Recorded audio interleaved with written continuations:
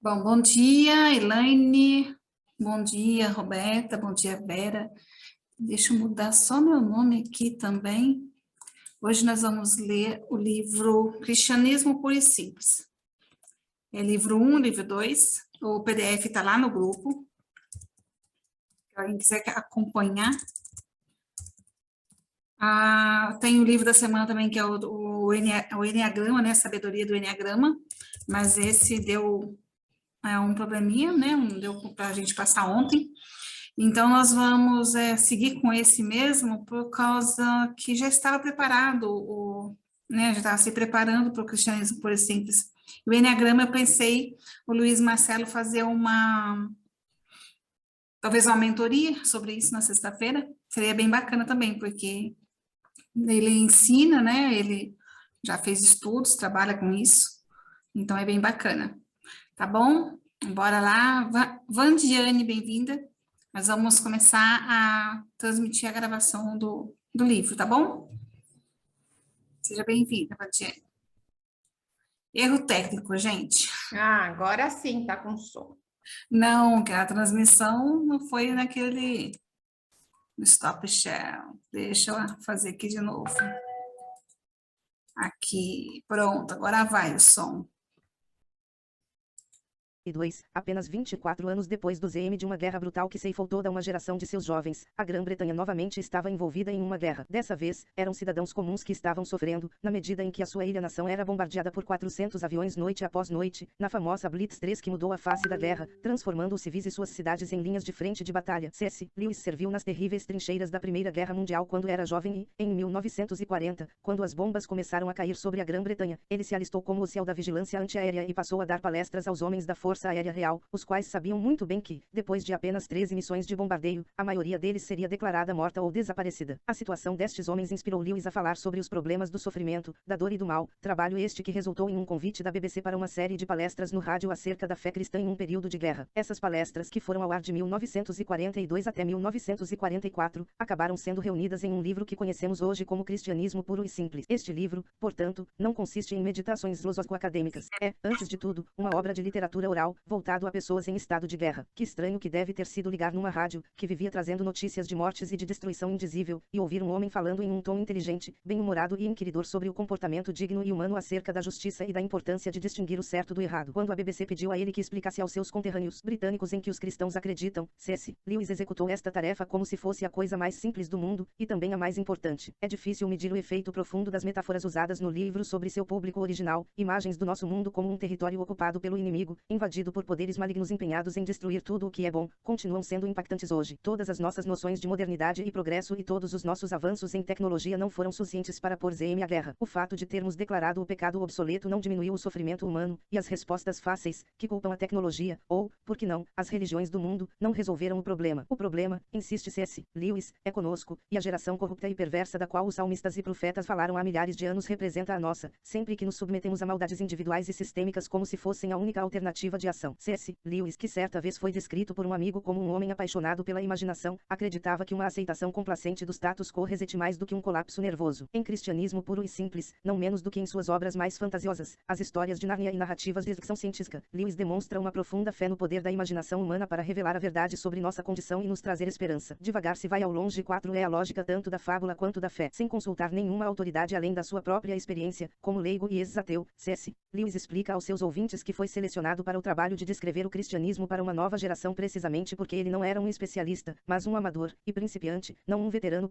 5 Ele contou aos amigos que aceitou a tarefa porque acreditava que a Inglaterra, que se considerava parte do mundo pós-cristão, nunca havia sido, de fato, instruída a adotar noções básicas de religião. Assim como seu predecessor Kierkegaard e seu contemporâneo Dietrich Bonhoeffer, Lewis busca em Cristianismo Puro e Simples ajudar-nos a encarar a religião com olhos renovados, como uma fé radical cujos adeptos podem ser associados a um grupo clandestino que se reúne na zona de guerra, um lugar em que a maldade parece imperar, para ouvir mensagens de esperança vindas do lado de lá. O cristianismo puro e simples de C.S. Lewis não é uma glososa, tampouco uma teologia que devesse ser considerada, debatida e guardada em um livro na estante. Trata-se de um estilo de vida que nos diz a sempre lembrar, como Lewis declarou certa vez, que não existem pessoas comuns e que é com os imortais que nós fazemos piadas, trabalhamos e casamos, são os imortais aqueles a quem esnobamos e exploramos. 6 Uma vez que entramos em sintonia com essa realidade, Lewis crê que nos abrimos para transformar nossas vidas criativamente de tal forma que o mal diminui e o bem prevalece. Foi isso que Cristo esperou quiséssemos ao assumir a condição humana, santificando nossa carne e pedindo para que, em contrapartida, revelássemos a Deus uns aos outros. Se o mundo faz com que isso pareça uma tarefa impossível, Lewis insiste que não é. Até mesmo uma pessoa que ele vê como contaminada por uma criação miserável num lar cheio de invejas vulgares e brigas sem sentido 7 pode ter garantias de que Deus tem plena consciência da lata velha que você está tentando dirigir e pede apenas que você continue a dar o melhor de si. O cristianismo que Lewis abraça é humano, mas não é fácil. Ele nos pede para reconhecer que a grande batalha religiosa não se trava em um campo de batalha espetacular, mas dentro do coração humano comum, quando acordamos todas as manhãs e sentimos as pressões do dia se abatendo sobre as nossas cabeças, e temos de decidir que tipo de imortais desejamos ser.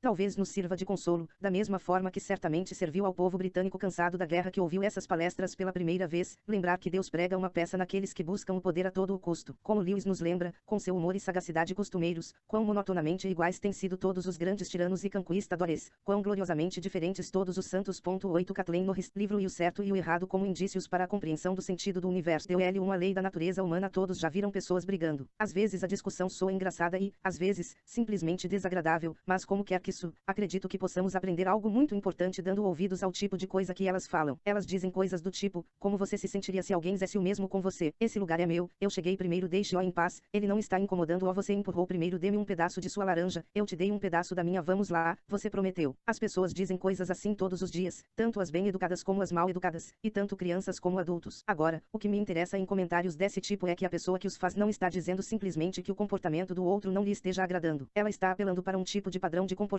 que espera que o outro conheça, e o outro raramente responde, que se dane o seu padrão. Quase sempre ele tenta convencê-lo de que o que esteve fazendo não infringe o padrão de verdade ou que, no caso de infringir, haja alguma desculpa especial. Ele alega que há alguma razão especial nesse caso particular porque a pessoa que se sentou no lugar primeiro não deveria ocupá-lo, ou que as coisas eram bem diferentes quando ele recebeu o pedaço da laranja, ou que algum imprevisto o tenha impedido de cumprir a sua promessa. Tudo nos leva a crer que ambas as partes tinham algum tipo de lei ou regra de justiça, comportamento digno ou moral, ou coisa do tipo, sobre o qual eles realmente concordam. E eles concordaram. Se não o tivessem feito, poderiam até mesmo lutar como animais, mas não conseguiriam brigar no sentido humano da palavra. O intuito da briga é mostrar que o outro está errado, mas não teria sentido fazer isso a menos que você e ele tivessem algum acordo sobre o que é certo e errado. Da mesma forma como não tem sentido dizer que o jogador de futebol cometeu uma falta se não houvesse algum acordo sobre as regras de futebol. Ora, a lei ou regra sobre o certo e o errado costumava ser chamada de lei natural. Hoje, quando falamos da lei natural, normalmente estamos falando de coisas como gravidade, hereditariedade ou as leis da química. Todavia, quando os pensadores antigos chamaram a lei do certo e do errado de a lei natural, na verdade estavam se referindo à lei da natureza humana. A ideia era que, da mesma forma que todos os corpos são governados pela lei da gravidade e os organismos, por leis biológicas, a criatura chamada ser humano também tinha a sua lei com uma grande diferença. Um corpo não pode escolher obedecer ou não à lei da gravidade, ao passo que uma pessoa pode escolher se obedece ou não à lei da natureza humana. Essa questão pode ser analisada por outro prisma. Qualquer pessoa está sujeita a diferentes conjuntos de leis, mas há apenas uma lei a qual ele tem a liberdade de desobedecer. Como corpo, ele está sujeito à gravidade e não pode desobedecê-la. Uma vez suspenso no ar, ele não tem outra opção a não ser cair como uma pedra. Como organismo, ele está sujeito a várias leis biológicas aqui, como os animais, ele não pode desobedecer. Isto é, ele não pode desobedecer aquelas leis que compartilha com outras coisas, mas a lei que é peculiar à sua natureza humana, a lei que ele não compartilha com animais, vegetais ou coisas inorgânicas, é a que ele pode desobedecer, se assim desejar. Essa lei foi chamada de lei natural porque as pessoas acreditavam que todos a conhecessem por natureza e não precisavam ser ensinados por outros. É claro que eles não estavam dizendo que não seria possível encontrar um indivíduo estranho por aí que não a conhecesse, da mesma forma que você é capaz de encontrar pessoas que sejam daltônicas ou que não levam jeito para a música. Entretanto, tomando a raça como um todo, eles achavam que a ideia humana de comportamento digno fosse óbvia para todo o mundo. Creio que eles estavam certos. Se não estivessem, então tudo o que dissemos sobre a guerra teria sido absurdo. Que sentido teria dizer que o inimigo está errado se o certo não for algo real que, no fundo, os nazistas conheciam tão bem quanto nós e tinham o dever de pôr em prática? Se não tivessem tido noção do que queríamos dizer com o certo e o errado, então, por mais que continuássemos tendo de combatê-los, não poderíamos culpá-los mais por isso do que pela cor do seu cabelo. Sei que algumas pessoas consideram a lei natural ou lei do comportamento digno, conhecida de todos os homens sem fundamento, porque as diversas civilizações e os povos das várias épocas erigiram doutrinas morais muito diferentes. Mas isso não é verdade. Está certo que há diferenças entre as suas moralidades, mas estas nunca chegaram a se configurar como uma diferença total. Se alguém se desse ao trabalho de comparar o ensinamento moral dos antigos egípcios, dos babilônios, dos hindus, dos chineses, dos gregos e dos romanos, ficaria de fato impressionado com a semelhança que tem entre si e também em relação ao nosso ensinamento moral. Algumas das evidências disso estão reunidas em um apêndice de outro livro meu, livro, chamado A Abolição do Homem, mas, para o nosso propósito atual, basta eu pedir ao leitor apenas para imaginar como seria uma moralidade totalmente diferente. Imagine um país em que as pessoas fossem admiradas por fugir da batalha ou em que uma pessoa se orgulhasse de ter enganado todas aquelas que foram legais com ela. Seria o mesmo que tentar imaginar um país em que 2 mais 2 fosse igual a 5. A discordância sobre as pessoas com quem você deve ser altruísta se é apenas com a sua própria família, ou com os seus conterrâneos, ou com todo mundo. Mas elas sempre concordaram que você nunca deve se colocar acima dos outros, uma vez que o egoísmo jamais foi algo que causasse admiração. As pessoas divergem quanto a se você deve ter uma única esposa ou 4, mas sempre concordaram que você não pode simplesmente ter qualquer mulher que desejasse. Mas o fato mais impressionante é o seguinte: mesmo que você consiga encontrar uma pessoa que assume com toda certeza que não crê que haja realmente o certo e o errado, essa mesma pessoa vai apelar para isso logo em seguida. Ela poderá até quebrar a promessa que fez a você, mas, se você tentar quebrar a sua com ela, num piscar de olhos ela estará reclamando que não é justo. Uma nação pode até dizer que não liga para os tratados, mas então, no momento seguinte, ela passa a expor o seu caso, dizendo que aquele tratado particular que os outros querem quebrar era injusto. Entretanto, se os tratados não interessam, se não há tal coisa como o certo e o errado, em outras palavras, se não há lei natural, a lei da natureza humana, qual seria a diferença entre um trato justo e outro injusto? Não foram eles mesmos que se trairão, mostrando que, por mais que falem contra ela, conhecem a lei natural como qualquer outra pessoa. Parece, então, que seremos forçados a aceitar que existe o certo e o errado. As pessoas podem muitas vezes enganar-se sobre eles, mesma forma que as pessoas às vezes erram os cálculos, mas isso não é uma mera questão de gosto ou opinião, mas de tabuada. Agora, se estamos de acordo com relação a isso, vou passar para meu próximo ponto, que é o seguinte: nenhum de nós observa a lei natural de fato. Se houver qualquer exceção entre vocês, peço desculpas. Melhor seria para eles ler outro livro, pois nada do que vou falar diz respeito a vocês. E agora, voltemos aos seres humanos comuns. Espero que não entendam mal o que vou dizer, pois não quero dar nenhum sermão, e Deus sabe que não pretendo ser melhor do que ninguém. Estou tentando apenas chamar a atenção para o fato de que este ano, ou este mês, ou mais provavelmente hoje mesmo, falhamos em adotar o tipo de comportamento que esperamos dos outros. Podemos usar qualquer desculpa. Aquela vez em que você foi injusto com seus filhos foi quando você estava muito cansado. Aquele negócio meio obscuro, aquele de que você quase se esqueceu, surgiu quando você estava muito apertado financeiramente. E o que você prometeu fazer para o bom e velho fulano e nunca fez bem, você jamais teria prometido fazê-lo se soubesse como estaria ocupado daquele dia em diante. E quanto ao seu comportamento com relação à sua esposa, ou marido, ou irmã, ou irmão, se eu soubesse o quão irritantes eles poderiam ser, não me admiraria. E, asnal, quem eu penso que sou? Eu não sou diferente em nada, isto é, não tenho muito sucesso em observar a lei natural e, quando alguém me diz que eu não a estou observando, logo me vem à mente uma lista interminável de boas desculpas. A questão neste momento não é se essas desculpas são boas. O fato é que elas são mais uma prova da profundidade da nossa crença na lei natural, quer ela nos agrade, quer não. Se não acreditássemos no comportamento digno, por que ficaríamos tão preocupados em dar desculpas por não termos nos comportado de maneira digna? A verdade é que acreditamos tanto, sentimos a regra da lei nos pressionando de tal forma que não conseguimos encarar o fato de que estamos quebrando-a e, consequentemente, tentando fugir da responsabilidade. Você acaba percebendo que é somente para o nosso mau comportamento que damos todas essas explicações e é só o nosso mau humor que procuramos justificar pelo cansaço, pela ansiedade ou pela fome. Já o nosso bom humor atribuímos a nós mesmos. Estes são, então, os 2 pontos que eu gostaria de destacar. Primeiro, que os seres humanos, de todos os cantos do mundo, têm essa ideia curiosa de que devem se comportar de determinada forma e não conseguem realmente não fazê-lo. Em segundo lugar, os indivíduos, na verdade, não se comportam dessa forma. Eles conhecem a lei moral, mas a transgridem. Esses 2 fatos são a base de todo o pensamento claro sobre nós e o universo onde vivemos. L2 Algumas objeções. Se os 2 pontos apresentados são o nosso fundamento, é melhor, antes de prosseguirmos, parar um pouco e deixar esses fundamentos bem sólidos. Algumas cartas que recebi mostram que inúmeras pessoas consideram esse conceito de lei da natureza humana ou lei moral, ou, ainda, regra de comportamento digno difícil de entender. Algumas pessoas me escreveram dizendo, por exemplo, será que o que você chama de lei moral não seria simplesmente o instinto gregário e será que ele não foi desenvolvido da mesma forma que todos os nossos outros instintos? Neste momento, não nego que possamos ter um instinto gregário, mas não é a isso que estou me referindo quando falo em lei moral. Todos nós sabemos como é ter um instinto despertado pelo amor materno, instinto sexual, ou instinto por comida. Significa possuir um forte anseio ou desejo de agir de determinada maneira. É claro que às vezes sentimos precisamente esse tipo de desejo de ajudar outra pessoa, e, sem dúvida, esse desejo é decorrente do instinto gregário, mas sentir o desejo de ajudar alguém é bem diferente de sentir que você tem a obrigação de ajudá-la independentemente de sua vontade. Suponha que você ouça um grito por socorro de uma pessoa que esteja em perigo. Provavelmente você terá 2 desejos: o de prestar ajuda, por causa de seu instinto gregário, e outro de manter-se fora de perigo, por conta do instinto de autopreservação, mas encontrará dentro de si, além desses 2 impulsos, uma terceira coisa que lhe diz que você deve seguir o impulso de ajudar e suprimir o impulso de fugir. Agora, essa coisa que faz você julgar entre 2 instintos e que decide qual dos 2 deve ser encorajado não pode ser nenhum deles propriamente dito. Da mesma forma, você poderia dizer que a partitura musical que lhe diz que, em dado momento, deve tocar uma nota no piano e não outra, equivale a uma das notas do teclado. A lei moral nos diz qual é o tom que devemos tocar, encorajar, ao passo que nossos instintos não passam de teclas. Outra forma de se reconhecer que lei moral não se reduz a um dos nossos instintos é a seguinte: sempre que dois instintos estão em conflito e não há nada na mente de uma criatura além disso, obviamente o mais forte dos dois prevalecerá. Todavia, nos momentos em que estamos mais conscientes da lei moral, normalmente parece que ela recomenda que optemos pelo lado mais fraco dos dois impulsos. Você provavelmente deseja rasgar em segurança mais do que deseja ajudar uma pessoa que esteja se afogando, mas a lei moral lhe diz para ajudá-la assim mesmo, e certamente ela muitas vezes nos diz para tentar tornar o impulso certo mais forte do que era naturalmente, não é mesmo? Ou seja, muitas vezes sentimos que é nosso dever estimular o instinto gregário, despertando nossa imaginação e provocando nossa comiseração e assim por diante, a zm de termos força para fazer a coisa certa. Mas é claro que não estaremos agindo por instinto quando começamos a tornar um instinto mais forte do que era. Aquilo que lhe diz, seu instinto gregário está adormecido. Desperte-o, não pode ser o próprio instinto gregário. O que lhe diz qual nota do piano você deve tocar mais alto não pode ser essa própria nota. Aqui vai a terceira forma de reconhecê-la. Se a lei moral fosse um dos nossos instintos, teríamos de estar em condições de apontar algum dos impulsos dentro de nós que sempre pudéssemos chamar de bom, que sempre estivesse de acordo com a regra de comportamento correto. Mas não estamos, pois não há entre os nossos impulsos nenhum que a lei moral já não tenha mandado suprimir e nenhum que ela já não tenha nos dito para encorajar. É um erro achar que qualquer de nossos impulsos, por exemplo, o amor materno ou o patriotismo sejam bons e outros, como o sexo ou o instinto de luta, sejam ruins. Tudo o que estamos dizendo é que as ocasiões em que o instinto de luta ou o desejo sexual precisam ser reprimidos são mais frequentes do que aquelas de restrição do amor materno ou do patriotismo. Contudo, há situações em que é dever da pessoa casada encorajar seu impulso sexual e de um soldado estimular seu instinto de luta, e há também ocasiões em que o amor de uma mãe por seus filhos ou o amor de um indivíduo por seu próprio país tem de ser suprimido, pois, do contrário, isso poderá levá-los a cometer injustiça com os filhos de outras pessoas e com outros povos. Estritamente falando, não existe essa coisa de impulsos bons e maus. Voltemos ao piano. Ele não tem dois tipos de teclas, as certas e as erradas, ou seja, toda e qualquer tecla é correta em determinado momento e errada em outro. Nesse sentido, a lei moral não é um único instinto ou conjunto de instintos, mas sim algo que produz um tipo de tom, o tom que denominamos bondade ou conduta correta, que direciona os instintos. Aliás, esse ponto tem enormes consequências práticas. A coisa mais perigosa que você pode fazer é pegar um impulso de nossa própria natureza e determiná-lo como regra a ser seguida a todo custo, pois todos eles, sem exceção, têm o poder de nos transformar em demônios se os estabelecermos como guias absolutos. Você pode até achar que o amor pela humanidade em geral seja livre desse perigo, mas não é. Se você deixar de lado o senso de justiça, logo estará quebrando acordos e forjando evidências pelo bem da humanidade e se tornando, no final das contas, uma pessoa cruel e traiçoeira. Outros me escreveram dizendo: será que o que você chama de lei moral não é apenas uma convenção social, algo que nos foi incutido pela educação? Penso que haja um mal-entendido aqui. As pessoas que fazem esse tipo de pergunta normalmente estão partindo do pressuposto de que, se aprendemos algo com nossos pais e professores, então isso tem de ser uma mera invenção humana. Mas é claro que as coisas não são assim. Todos nós aprendemos a tabuada na escola, já uma criança que tivesse se criado numa ilha deserta não a conheceria. Mas certamente não se pode inferir disso que a tabuada seja uma simples convenção humana, algo que os seres humanos tenham inventado para si e poderiam ter feito diferente se o desejassem. Concordo inteiramente que aprendemos a regra de comportamento digno de pais e professores, e de amigos e livros, da mesma forma que aprendemos todas as outras coisas. Mas algumas coisas que aprendemos são meras convenções que poderiam ter sido diferentes. Aprendemos a nos manter do lado esquerdo da rua, mas a regra também poderia ter sido de nos mantermos à direita, e outras, como a matemática, são verdades reais. A questão é a qual dessas classes pertence à lei da natureza humana. Há dois motivos para se afirmar que ela pertence à mesma classe que a matemática. A primeira é que, como eu disse no primeiro capítulo, embora haja diferenças entre as ideias morais de uma época ou de país e as de outro, as diferenças não são realmente muito grandes nem de perto tão grandes quanto a maioria das pessoas imagina, e você pode reconhecer a mesma lei agindo em todos. Já meras convenções, como as convenções sobre trânsito ou os tipos de roupas que as pessoas usam, podem diferir profundamente. A outra razão é a seguinte: se você considera as diferenças entre a moralidade de um povo e a de outro, não tende a pensar que a moralidade de um deles seja sempre melhor ou pior do que a de outro. Será que algumas das mudanças não foram para melhor? Se não, então certamente não poderia haver nenhum progresso moral. O progresso não quer dizer apenas mudança pura e simples, mas mudança para melhor. Então, se nenhum conjunto de ideias morais fosse mais verdadeiro ou melhor do que outro, não haveria sentido em preferir a moralidade civilizada à moralidade selvagem, ou a moralidade cristã à moralidade nazista. Na verdade, é claro que todos nós acreditamos que algumas moralidades sejam melhores que outras. Acreditamos que algumas pessoas que tentaram mudar as ideias morais de sua própria época foram o que chamamos de reformadores ou pioneiros, pessoas que entendiam melhor a moralidade do que seus contemporâneos. Muito bem, então, no exato momento em que você diz que um conjunto de ideias morais pode ser melhor que outro, estará, na verdade, medindo ambos de acordo com um padrão, dizendo que um deles está mais em conformidade com aquele padrão do que o outro. Entretanto, o padrão que mede duas coisas é diferente da própria moralidade. Você está, na verdade, comparando ambos com alguma moralidade real, admitindo que algo é uma verdade real independentemente do que as pessoas pensam e que as ideias de algumas pessoas se aproximam mais do que é o realmente certo do que outras. Ou vamos colocá-lo nos seguintes termos: se suas ideias morais podem ser mais verdadeiras e aquelas dos nazistas menos, deve haver alguma moralidade real de acordo com a qual sejam verdadeiras. A razão por que sua ideia de Nova York pode ser mais ou menos verdadeira do que a minha é que Nova York é um lugar real que existe independentemente do que qualquer um de nós pense. Se ao pronunciar Nova York cada um de nós quisesse dizer meramente a cidade que estou imaginando na minha mente, como é que se poderia supor que algum de nós tivesse ideias mais verdadeiras do que o outro? verdadeiro. No ZM das contas, não seria questão de verdadeiro ou falso. Da mesma forma, se a regra de comportamento digno significasse simplesmente o que cada nação decidisse aprovar, não faria sentido dizer que qualquer nação já tenha sido mais correta do que qualquer outra em seu julgamento, assim como também não faria sentido dizer que o mundo possa se aperfeiçoar ou degenerar moralmente. Concluo, então, que, embora a diferença entre as ideias das pessoas sobre o comportamento digno muitas vezes as façam suspeitar de que não há nenhuma lei de comportamento real natural, as questões relacionadas a esse assunto sobre as quais somos obrigados a pensar provam exatamente o contrário. Contudo, deixe-me dizer mais uma coisa antes de encerrar. Já encontrei pessoas que exageram nas diferenças porque não fazem distinção entre diferenças de moralidade e diferenças de crença sobre fatos. Por exemplo, uma pessoa me disse, há 300 anos, as bruxas estavam sendo queimadas na Inglaterra. Será que isso foi obra do que você chama de regra da natureza humana ou conduta correta? Certamente a razão pela qual não executamos as bruxas hoje é que não acreditamos nessas coisas, porque, se acreditássemos, se pensássemos de verdade que há pessoas por aí que tenham vendido a alma para o diabo e que, em troca, tenham recebido dele poderes sobrenaturais e estivessem usando esses poderes para matar os seus vizinhos, ou levá-los à loucura, ou ainda trazer tempestades, certamente todos nós concordaríamos que, se há alguém que merece a pena de morte, seriam essas sórdidas traiçoeiras. Não há diferença de princípio moral aqui, a diferença é simplesmente de como se encaram os fatos. Não acreditar em bruxas pode representar um grande avanço da humanidade em termos de conhecimento, quando pensamos que elas existem, não há avanço moral em não executá-las. Você não consideraria uma pessoa mais humana por parar de colocar ratoeiras se isso se devesse ao fato de ela ter deixado de crer que havia ratos na casa. 3. A realidade da lei. Volto agora ao que disse no final do primeiro capítulo, isto é, que há duas coisas estranhas sobre a raça humana. Primeiro, que eles são perseguidos pela ideia de que há um tipo de comportamento que devem adotar que poderíamos chamar de justiça, ou decência, ou moralidade, ou lei natural. Segundo, que, na verdade, eles não agem de acordo com ela.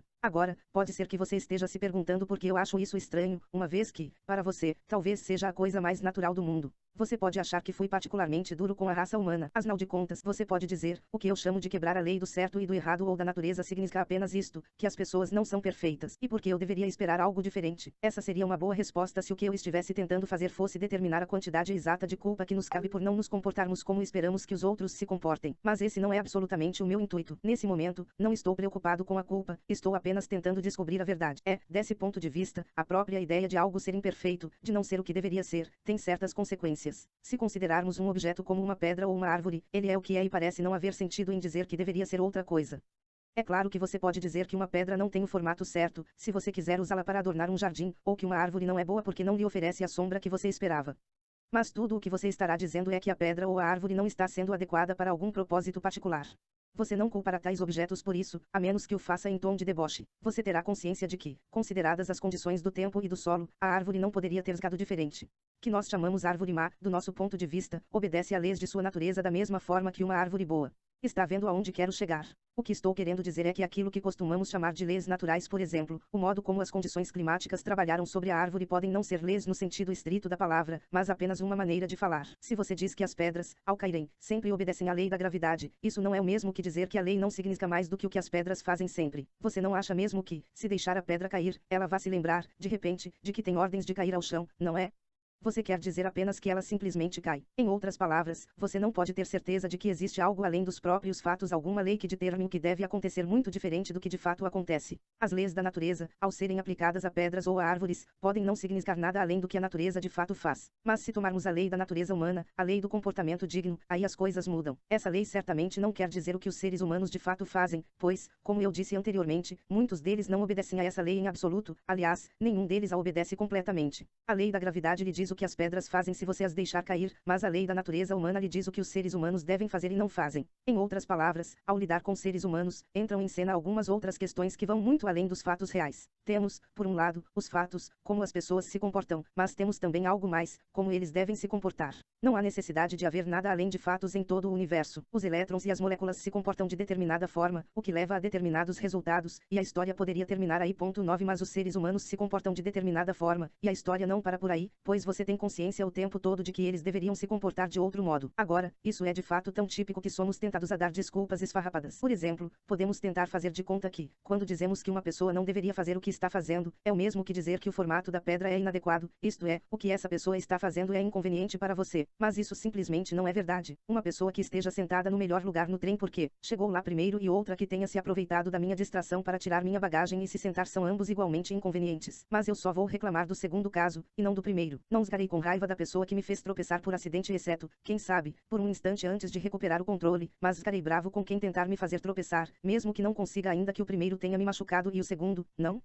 Algumas vezes o comportamento que eu chamo de mal não é absolutamente inconveniente para mim, na verdade, é bem o contrário. Em uma guerra, ambos os lados poderão achar um traidor do lado oposto muito útil, mas, por mais que eles possam usá-lo e pagá-lo, vão se referir a ele como um verme humano.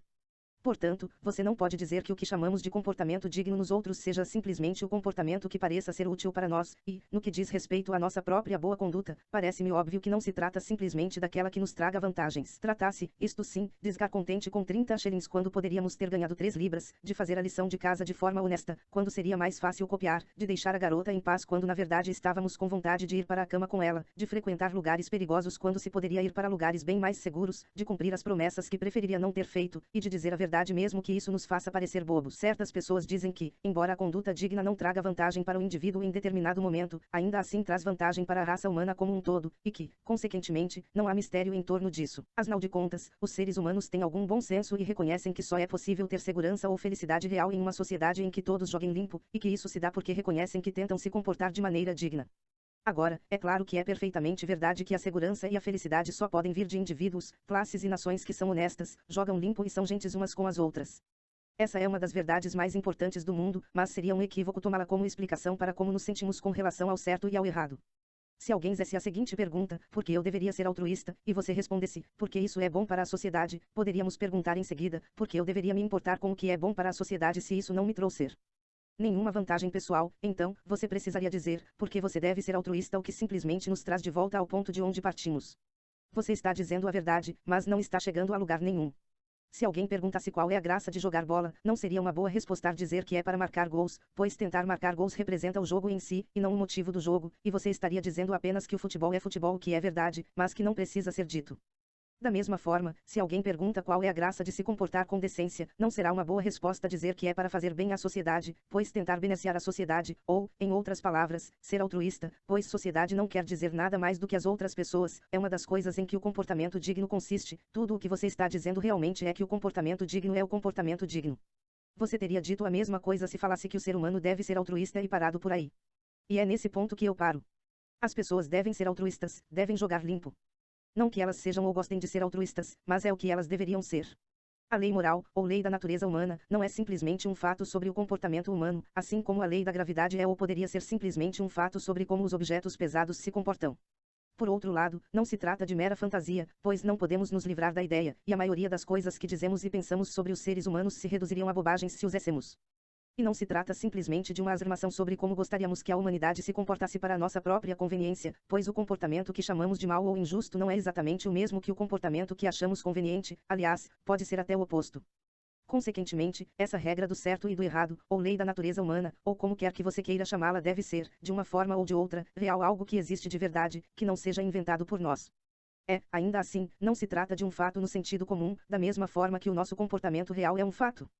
Parece que teremos de começar a admitir que exista mais de um tipo de realidade, que, nesse caso particular, haja algo muito além dos fatos comuns do comportamento humano, e, ainda assim, definitivamente bem real.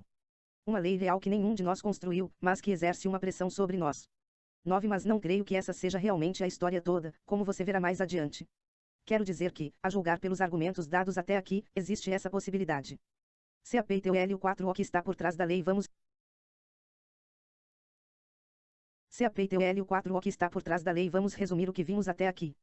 No caso de pedras e árvores e coisas desse tipo, o que chamamos de leis da natureza pode não passar de um modo de falar.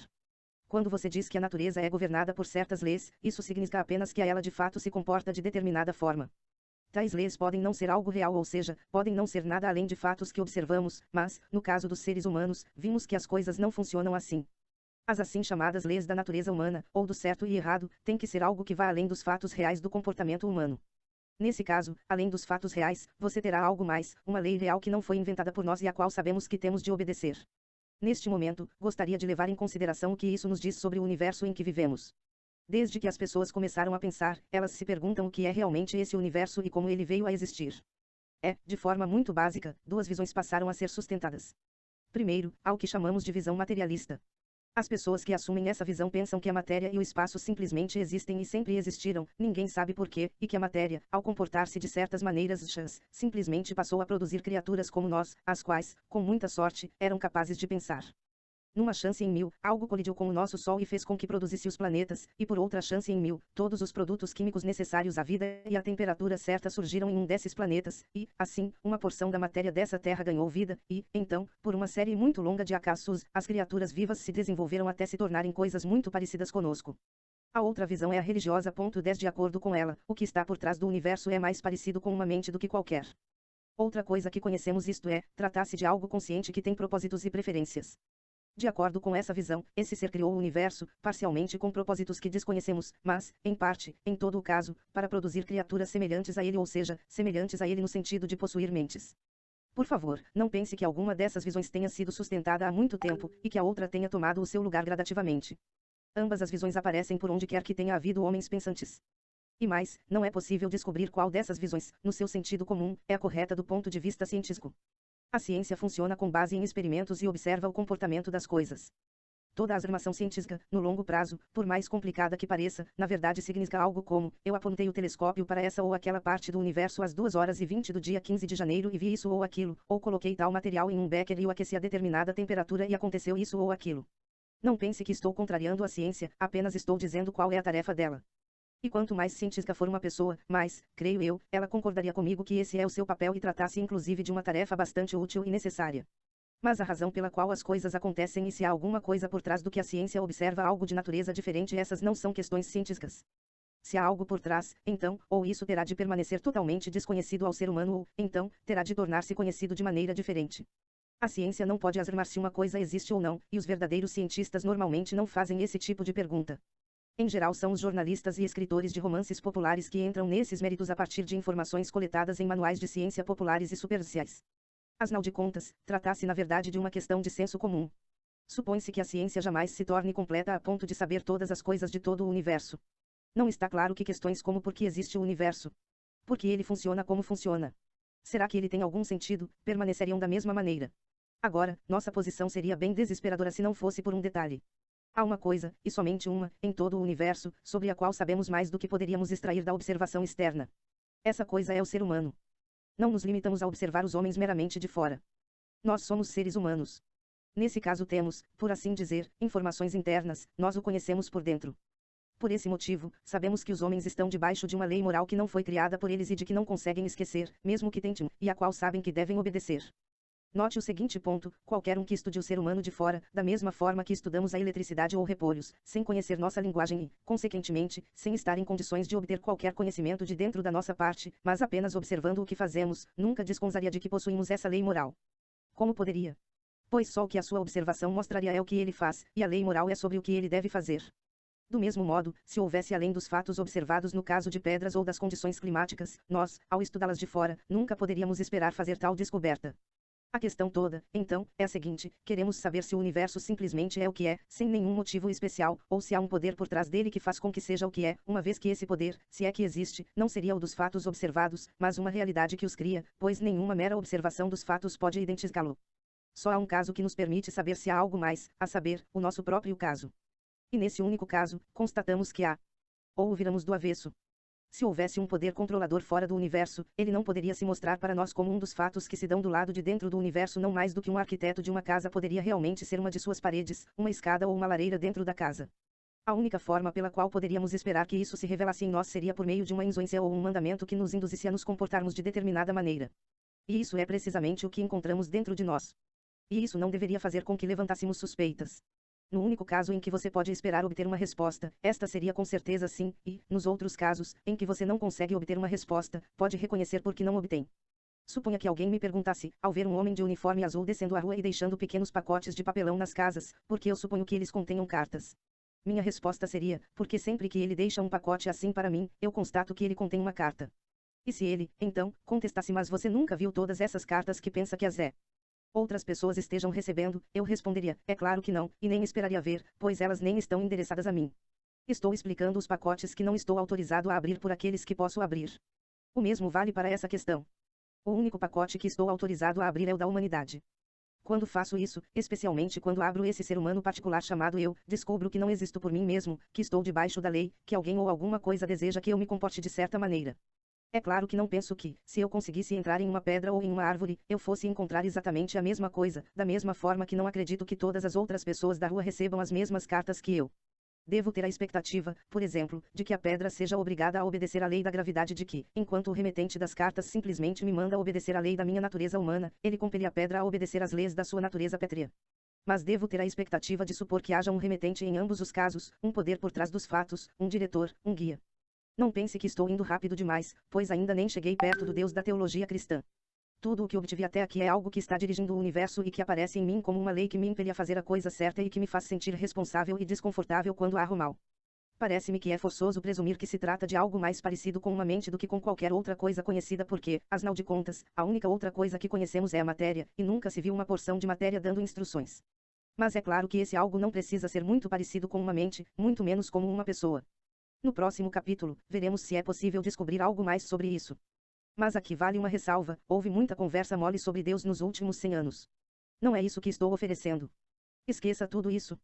Nota: para manter essa parte suficientemente breve para ir ao ar, mencionei apenas a visão materialista e a visão religiosa, mas, para completar o quadro, devo mencionar a visão intermediária chamada filosofia de força vital, ou evolução criativa, ou evolução emergente, cujas exposições mais astuciosas se encontram nas obras de Bernard Shaw, enquanto as mais profundas estão nas obras de Bergson. As pessoas que defendem essa visão dizem que as pequenas variações pelas quais a vida nesse planeta evoluiu, das formas mais inferiores para o homem, não foram devidas ao acaso, mas à aspiração ou intencionalidade da força vital. Quando as pessoas dizem isso, temos de pedir que esclareçam se por força vital elas entendem algo dotado de intelecto ou não. Se houver intelecto, então uma mente que traga a vida à existência e que a leve à perfeição nada mais é do que um Deus, e a sua visão é, assim, idêntica à religiosa. Se não houver intelecto, então, qual é o sentido de dizer que algo desprovido de intelecto aspira ou tem uma intencionalidade? Isso me parece fatal à sua visão. Uma razão por que muitas pessoas julgam a evolução criativa tão atraente é que ela nos dá muito do conforto emocional de crer em Deus sem assumir as consequências menos agradáveis disso. Quando você estiver se sentindo bem disposto, o sol estiver brilhando e você não quiser acreditar que o universo todo seja uma mera dança mecânica de átomos, é reconfortante pensar nessa grande força misteriosa agindo ao longo dos séculos e carregando-o em sua crista. Se, por outro lado, você desejar fazer algo um tanto desprezível, a força vital, sendo apenas uma força cega, sem moral e desprovida de intelecto, nunca irá interferir na sua vida da mesma forma que aquele Deus inquietante, sobre o qual aprendemos quando éramos crianças. A força vital é uma espécie de Deus domesticado. Você pode acioná-lo quando bem entender sem que ele o incomode. Você tem todas as emoções da religião e nenhum custo. Será a força vital a maior obra do desejo reprimido que o mundo já viu. 10 Veja nota-nos deste capítulo. Se a PTOL 5 temos motivos para nos sentir incomodados, encerrei o último capítulo com a noção de que na lei moral alguém ou algo que esteja além do universo material estivesse realmente nos alcançando, e imagino que, quando cheguei a esse ponto, alguns de vocês ficaram um pouco aborrecidos. Você pode até ter pensado que eu estou lhe vendendo gato por lebre, ou seja, que eu tivesse vendido por Zlozozão, que se revelou uma conversa azada sobre religião. Você pode ter se sentido preparado para me dar ouvidos desde que acreditasse que eu não tinha nada de novo a dizer, mas se isso se revelasse como apenas religião, bem, o mundo já tentou isso e você não pode fazer o relógio voltar atrás. Se alguém está se sentindo assim, gostaria de lhe dizer 3 coisas. Primeiro, quanto a fazer o relógio voltar atrás. Você pensaria que eu estou brincando se dissesse que você pode atrasar o relógio e que, se ele estiver marcando errado a hora, isso seria uma coisa muito sensata de se fazer. Mas gostaria de deixar de lado toda essa analogia dos relógios. Todos nós desejamos progredir. Mas o progresso significa chegar mais perto de onde você deseja estar, contudo, se você tomou um atalho errado, então seguir em frente não vai levá-lo para mais perto. Se você estiver no caminho errado, o progresso significará dar meia volta e retornar ao caminho certo, e, nesse caso, a pessoa que voltar atrás mais rápido será também a mais progressista. Todos nós já vimos esse fenômeno acontecer na aritmética. Sempre que começo um cálculo errado, quanto mais cedo eu perceber, voltar atrás e começar de novo, mais rápido poderei continuar. Não há nada de progressista em ser cabeça dura e se recusar a admitir o erro. E penso que, se você analisar as condições atuais do mundo, fica muito claro que a humanidade tem cometido um grande erro. Estamos no caminho errado, e, se isso for verdade, teremos de voltar atrás, pois esse é o meio mais rápido de progredir. Em segundo lugar, não se trata aqui exatamente de uma conversa azada religiosa. Ainda nem chegamos ao ponto de falar do Deus de qualquer religião verdadeira, muito menos do Deus daquela religião particular chamada cristianismo. Chegamos até agora tão somente a um alguém ou alguma coisa que está por trás da lei moral. Não estamos tirando nada da Bíblia ou das igrejas, mas sim tentando ver o que podemos descobrir sobre esse alguém por conta própria. E gostaria de deixar bem claro que o que descobrimos por conta própria nos deixa chocados. Temos 2 pequenas pistas sobre esse alguém, e uma delas é o universo que ele criou. Se essa fosse nossa única pista, então deveríamos concluir que ele é o grande artista, pois o universo é um lugar muito bonito, mas também bastante impiedoso e pouco amigo do homem, pois o universo é um lugar muito perigoso e terrível. A outra pista é a lei moral que ele pôs nas nossas mentes, e essa é uma prova melhor do que a outra, porque se trata de informação interna. Você descobrirá mais sobre Deus a partir da lei moral do que do universo em geral, da mesma forma que descobrirá mais sobre o homem ouvindo sua conversa do que observando uma casa que ele tenha construído.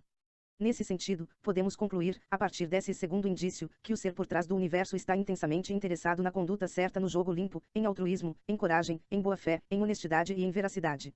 Nesse sentido, devemos concordar com a afirmação feita pelo cristianismo e por algumas outras religiões de que Deus é bom. Mas não vamos atropelar as coisas. A lei moral não nos dá qualquer motivo para pensar que Deus é bom, no sentido de ser indulgente, ou afável, ou compassivo. Não há nada de complacente na lei moral. Ela é implacável. Ela lhe diz o que deve ser feito e pronto, sem ligar para o quanto isso poderá ser doloroso, ou perigoso, ou difícil de fazer. Se Deus for como a lei moral, então ele não é afável. Não adianta nada, a essa altura, alegar que o que você quer dizer com um Deus bom seja um Deus capaz de perdoar. Você estará indo rápido demais. Só uma pessoa é capaz de perdoar. E ainda não chegamos a um Deus pessoal, apenas a um poder por trás da lei moral que é mais parecido com uma mente do que qualquer outra coisa. Mas ele pode ser ainda muito diferente de uma pessoa.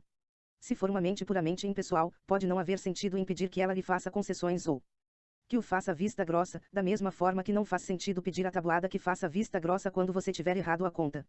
De qualquer forma, você poderá chegar a um resultado errado.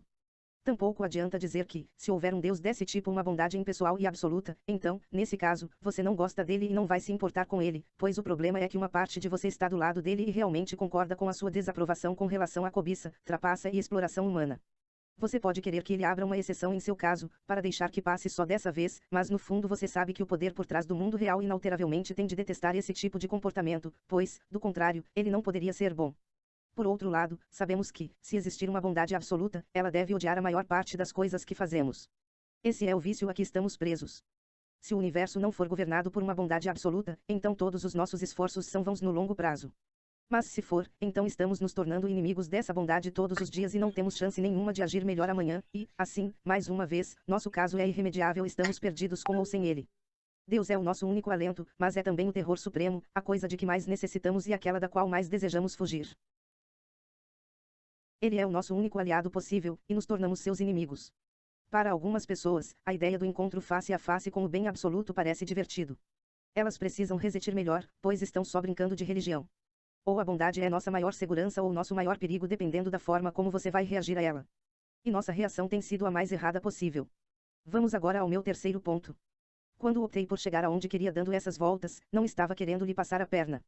Eu tinha outra motivação. Minha razão para isso é que o cristianismo simplesmente não faz sentido até você encarar o tipo de fatos que descreve.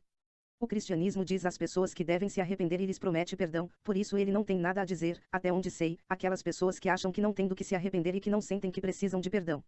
Somente depois que você percebe que existe uma lei moral real e um poder por trás dessa lei, e se dá conta de que violou tal lei e cometeu alguns erros contra esse poder, é só depois de tudo isso, e nenhum instante antes disso, que o cristianismo começa a falar a sua língua. Quando você sabe que está doente, dá ouvidos ao médico. Quando tiver se dado conta de que nossa condição é desesperadora, começará a compreender do que os cristãos estão falando.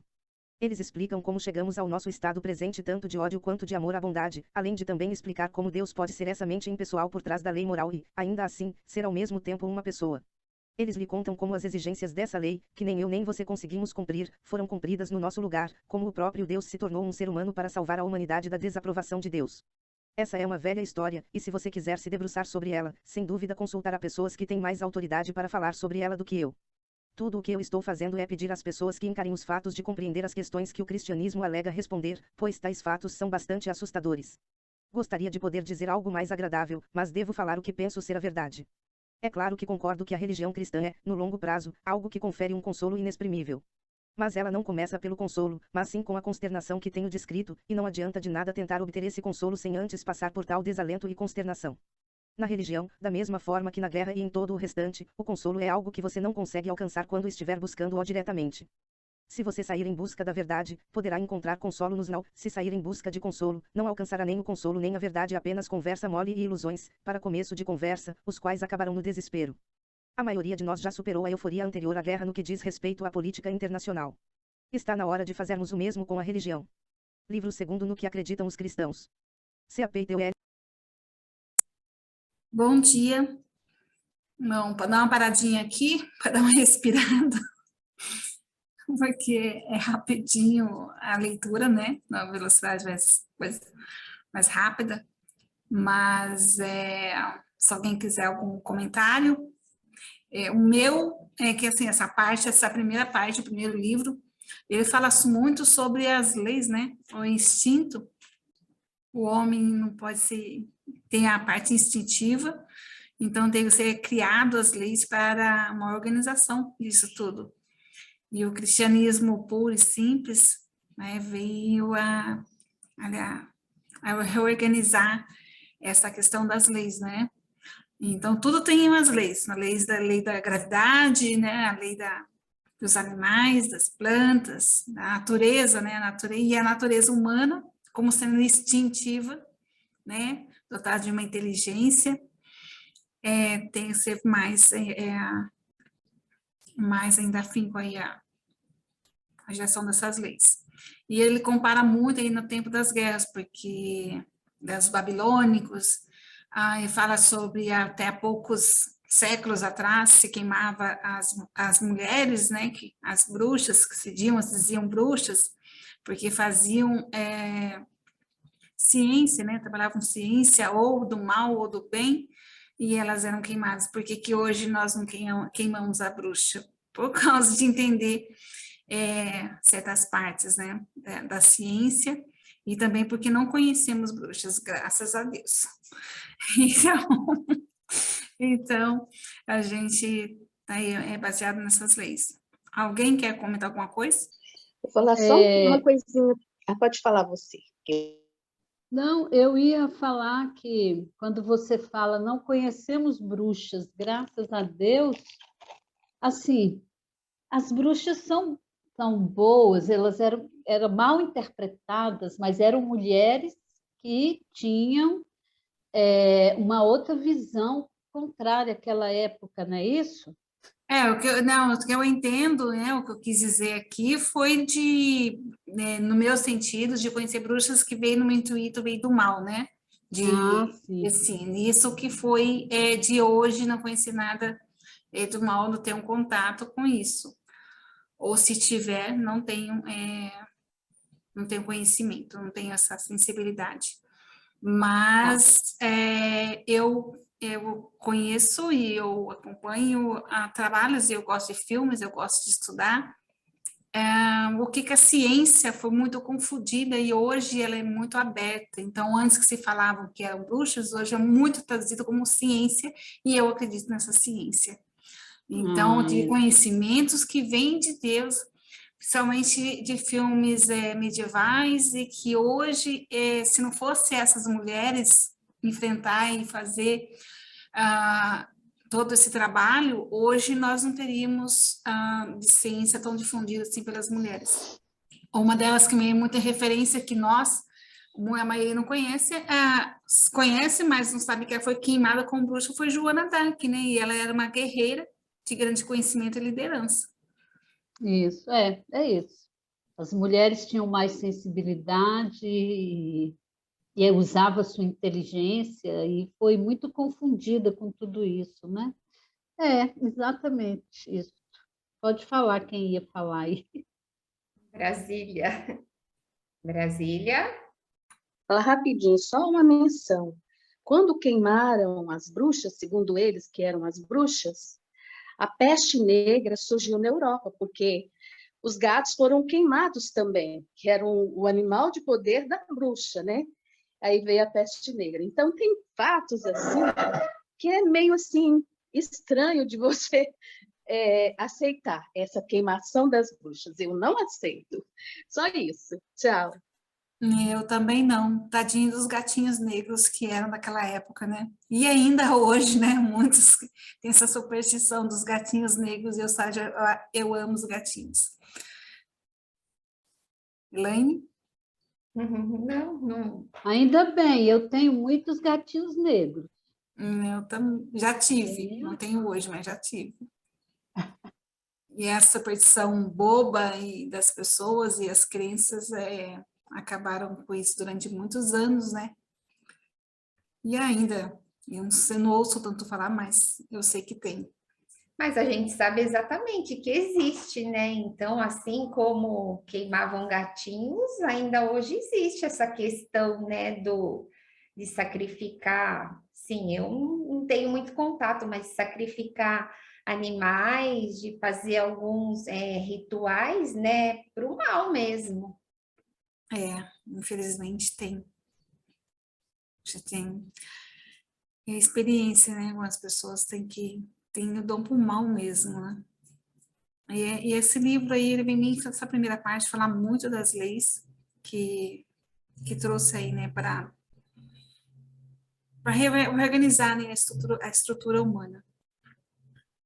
Mas ele é bem interessante. Tem algumas coisas que bate legal, tem outras que não, mas aqui vale um conjunto de pessoas que estão aqui, né, de trazer sua opinião, trazer seu conhecimento. E hoje tudo que eu falo, assim, é conhecimento, porque eu até poucos anos atrás, eu tinha muita superstição, muito bloqueio, muito julgamento, né, Vera? A gente julga muitas coisas sem ter conhecimento. E eu fiquei bloqueada mesmo de muito julgamento, que é um instinto também, né, de nós mulheres, mas vem de muito julgamento da gente olhar. Perdão, gente, o barulho fica. Da gente olhar e ficar julgando e sem ter conhecimento, ou porque é tipo, Maria vai com as outras, vai na onda mesmo das pessoas estar julgando, e aquilo é opinião, mas você não busca conhecimento, busca saber o que é aquilo. Esse ano, como ano político, é um ano que vai ser bem difícil. É um ano que a gente tem que procurar muito conhecer as pessoas e saber em quem votar, justamente para não estar julgando errado. E também estar separando aí as fake news de conversa, de boato, o que é verdade, o que é certo, o que é errado, né? E o caminho é esse que a gente está fazendo, é estudar, é ler, porque cair numa fake news é quem não tem informação, né? Então, a gente tem que buscar essa informação, se instruir da maneira mais correta possível, e é isso aí. A partir do momento que a gente lê um livro como esse e se depara com situações do passado ou presente, seja lá como for, nós vamos mudando, os nossos preconceitos vão caindo, as máscaras vão caindo, a transformação acontece e esse é o caminho, né? É isso mesmo. E respeitando a opinião do outro, né? A gente não tem que dar autoritarismo e resolvendo tudo na pancada, na guerra, como é que está acontecendo lá na Ucrânia, né? Em outros países, ou tudo assim, a minha verdade é a que prevalece e a gente tem, e eu estou defendendo isso, não é assim. Mas tudo tem que buscar o conhecimento mesmo da verdade. Então, é isso aí. Mais alguém que fala alguma coisa? O ventinho bateu a porta aqui. Vamos continuar, então, a segunda parte, o segundo livro, é quase o mesmo tempo, tá? E está na velocidade mais rápida, então a gente reduzindo esse tempo. Beleza, vou fechar aqui. L1 As concepções concorrentes de Deus. Livro segundo no que acreditam os cristãos. CAPTL1 As concepções concorrentes de Deus pediram-me para lhes dizerem que os cristãos acreditam, e vou começar lhes contando uma coisa na qual os cristãos não precisam acreditar. Se você é cristão, não precisa acreditar que todas as outras religiões sejam simplesmente de todo erradas. Se for ateu, terá de acreditar que o ponto central de todas as religiões do mundo é simplesmente um grande erro. Se você é cristão, tem a liberdade de pensar que todas aquelas religiões, mesmo as mais exóticas, contêm pelo menos uma parcela da verdade. Quando eu era ateu, tinha de tentar convencer a mim mesmo de que a maioria das pessoas da raça humana sempre esteve errada sobre a questão que lhe interessava mais. Quando me tornei cristão, passei a assumir uma visão mais liberal. Mas, é claro, ser um cristão não quer dizer pensar que onde o cristianismo difere de outras religiões, ele seja verdadeiro e elas estejam erradas. É como na aritmética há somente um resultado certo para a conta, e todos os outros estão errados, mas alguns dos resultados errados estão mais perto de estarem certos do que outros. A primeira grande divisão da humanidade se dá entre a maioria, que acredita em algum tipo de Deus ou deuses, e a minoria, que não acredita. Nesse ponto, o cristianismo alinha-se com a maioria os gregos e romanos antigos, os selvagens modernos, os estoicos, os platonistas, os hindus, os muçulmanos etc., contra o materialista europeu ocidental moderno. Passo agora à próxima grande divisão. As pessoas que acreditam em Deus podem ser divididas de acordo com o tipo de Deus em que acreditam. Há duas ideias bem diferentes quanto a esse assunto, e uma delas é que ele esteja além do bem e do mal. Nós, seres humanos, chamamos uma coisa de bem e outra de mal, mas, de acordo com certas pessoas, isso não passa de um ponto de vista. Essas pessoas diriam que, quanto mais sábio você vai ficando, menos tem o desejo de chamar alguma coisa de boa ou má, e mais. Claramente você consegue ver que algo é bom em certo sentido e mal em outro, e que nada poderia ter sido diferente. Consequentemente, essas pessoas acham que, muito antes de você chegar a um ponto que esteja perto do ponto de vista divino, a distinção teria desaparecido completamente. Nós chamamos um câncer de mal, eles diriam, porque ele mata uma pessoa, mas você também poderia chamar um cirurgião bem-sucedido de mal porque elimina o câncer. Tudo depende do ponto de vista. A outra ideia oposta é que Deus é definitivamente bom e justo, um Deus que toma partido, que ama o amor e odeia o que é odioso, que deseja que nós nos comportemos de uma forma e não de outra. A primeira dessas visões, aquela que pensa que Deus está além do bem ou do mal, é chamada de panteísmo e foi defendida pelo grande filósofo prussiano Hegel, e, até onde eu consigo compreendê-los, pelos hindus. A outra visão é sustentada por judeus, muçulmanos e cristãos. E essa grande diferença entre o panteísmo e a ideia cristã de Deus normalmente vem acompanhada de outra. Os panteístas geralmente acreditam que Deus, por assim dizer, anima o universo da mesma forma que você anima o seu corpo, que o universo quase chega a ser Deus, de modo que, se ele não existisse, o universo também não existiria e qualquer coisa que você encontre nele faz parte de Deus. A ideia cristã é bem diferente. Eles pensam que Deus inventou e criou o universo como uma pessoa que tira uma foto ou compõe uma peça musical. Um pintor não é uma pintura, e ele não morre se sua pintura é destruída. Quando você diz, ele pôs muito de si nessa obra, só o que estará querendo dizer é que a beleza e o interesse que ela desperta saíram da cabeça dele. Sua habilidade não está na pintura da mesma forma que está na sua cabeça, ou mesmo em suas mãos. Espero que você veja a relação disso como a diferença entre panteístas e cristãos. Se você não levar essa distinção entre o bem e o mal muito a sério, então será fácil dizer que qualquer coisa encontrada nesse mundo faça parte de Deus. Mas é claro que se você considerar algumas coisas realmente más, e Deus realmente bom, então não poderá falar dessa maneira. Você terá de acreditar que Deus esteja separado do mundo e que algumas das coisas que vemos neste sejam contrárias à vontade divina.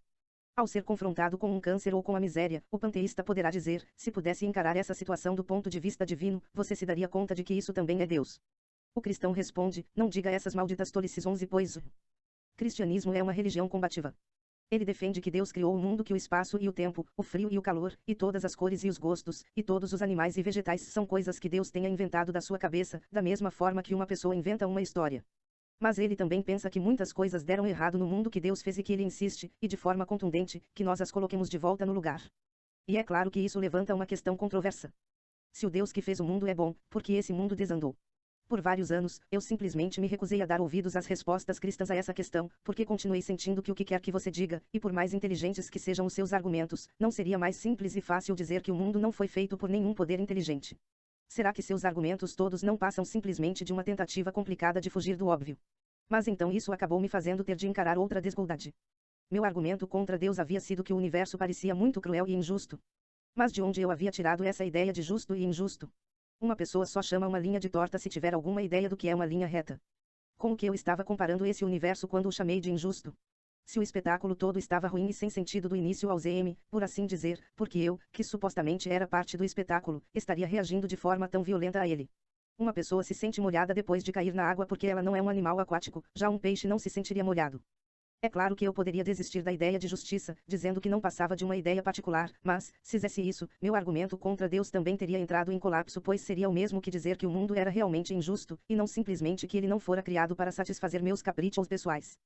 Assim, no mesmo ato de tentar provar que Deus não existe, em outras palavras, que toda a realidade era sem sentido, descobri que era forçado a admitir que uma parte da realidade, qual seja minha ideia de justiça, era, sim, dotada de sentido. Consequentemente, o ateísmo se revela muito simplista. Se o universo inteiro não tem sentido, não teríamos como descobrir que ele não tem sentido, semelhantemente, se não houvesse luz no universo e, assim, nenhuma criatura dotada de olhos, jamais saberíamos que ele é escuro. A palavra escuridão seria desprovida de sentido. 11 Um ouvinte reclamou da palavra maldito, dizendo que era um xingamento leviano. Mas eu quero dizer exatamente o que estou dizendo: tolice que é maldita está sob a maldição de Deus, e levará aqueles que acreditam nela, exceto pela graça de Deus, à morte eterna. CAPTOL2 A invasão. Pois bem, então o ateísmo é simplista demais. E vou lhes falar de outra visão igualmente simplista, que chamarei de cristianismo água com açúcar. Essa visão diz simplesmente que existe um Deus bom no céu e tudo o mais está bem, deixando de fora todas as doutrinas difíceis e terríveis sobre o pecado, o inferno, o diabo e a redenção. Ambas as visões me parecem esdrúxulas infantis. Não espere de mim uma religião simplista. Afinal de contas, as coisas reais não são simples. Elas até parecem simples, mas não são. A mesa a qual estou sentado parece simples, mas é só perguntar para um cientista e ele lhe dirá do que ela é feita de verdade, tudo sobre os átomos e como os raios luminosos se resetem nela, atingindo o meu olho, e o que eles fazem com o nervo óptico e o que fazem no meu cérebro, e, é claro, você perceberá que o que chamamos de ver uma mesa nos conduz a mistérios e complicações insondáveis. Imaginar uma criança fazendo suas orações infantis parece ser algo simples. E se você se contentar em parar por aí, talvez seja. Mas se não, e o mundo moderno normalmente não para por aí, e se quisermos ir em frente e perguntar o que está acontecendo realmente, devemos estar preparados para uma resposta mais complicada. Se pedirmos mais que o simplismo, seria tolice se queixar de que esse algo a mais não é simples. Não raro, entretanto, esse procedimento tolo é adotado por pessoas que não são nada bobas, mas que, consciente ou inconscientemente, querem destruir o cristianismo. Essas pessoas forjaram uma versão do cristianismo que é mais adequada a uma criança de 6 anos e fazem dela um alvo de ataque. Quando você tenta explicar a doutrina cristã como ela realmente é sustentada por um adulto instruído, as pessoas se queixam de que você está dando nó na cabeça delas, que tudo isso é complicado demais e que, se houvesse um Deus de verdade, elas têm certeza de que ele teria feito a religião simples, porque a simplicidade é tão bela, e por aí vai. Você precisa estar alerta contra essas pessoas, pois elas vão mudar de ideia toda hora e só vão fazer você perder seu tempo. Note ainda como é absurda a ideia que elas têm de um Deus que faz a religião simples, como se a religião fosse algo que Deus tivesse inventado, e não a sua afirmação de certos fatos bastante inalteráveis sobre a sua própria natureza. Pela minha experiência, a realidade, além de ser complicada, normalmente é esquisita. Ela não é pura, nem é óbvia, nem é o que você esperava. Por exemplo, uma vez que você tenha entendido que a Terra e todos os outros planetas giram em torno do Sol, esperaria naturalmente que todos os planetas tivessem sido feitos para combinar, que todos tivessem distâncias iguais entre si, por exemplo, ou distâncias que aumentassem de forma regular, ou tivessem o mesmo tamanho, ou se tornassem maiores ou menores à medida que se distanciassem do Sol. Na verdade, não se pode encontrar combinação ou razão que seja observável, nem quanto aos tamanhos, nem quanto às distâncias, e alguns deles têm uma lua, um tem 4, um tem 2, alguns não têm nenhuma, e um tem um anel. A realidade, na verdade, geralmente é algo que você não teria imaginado, e esse é um dos motivos pelos quais eu acredito no cristianismo.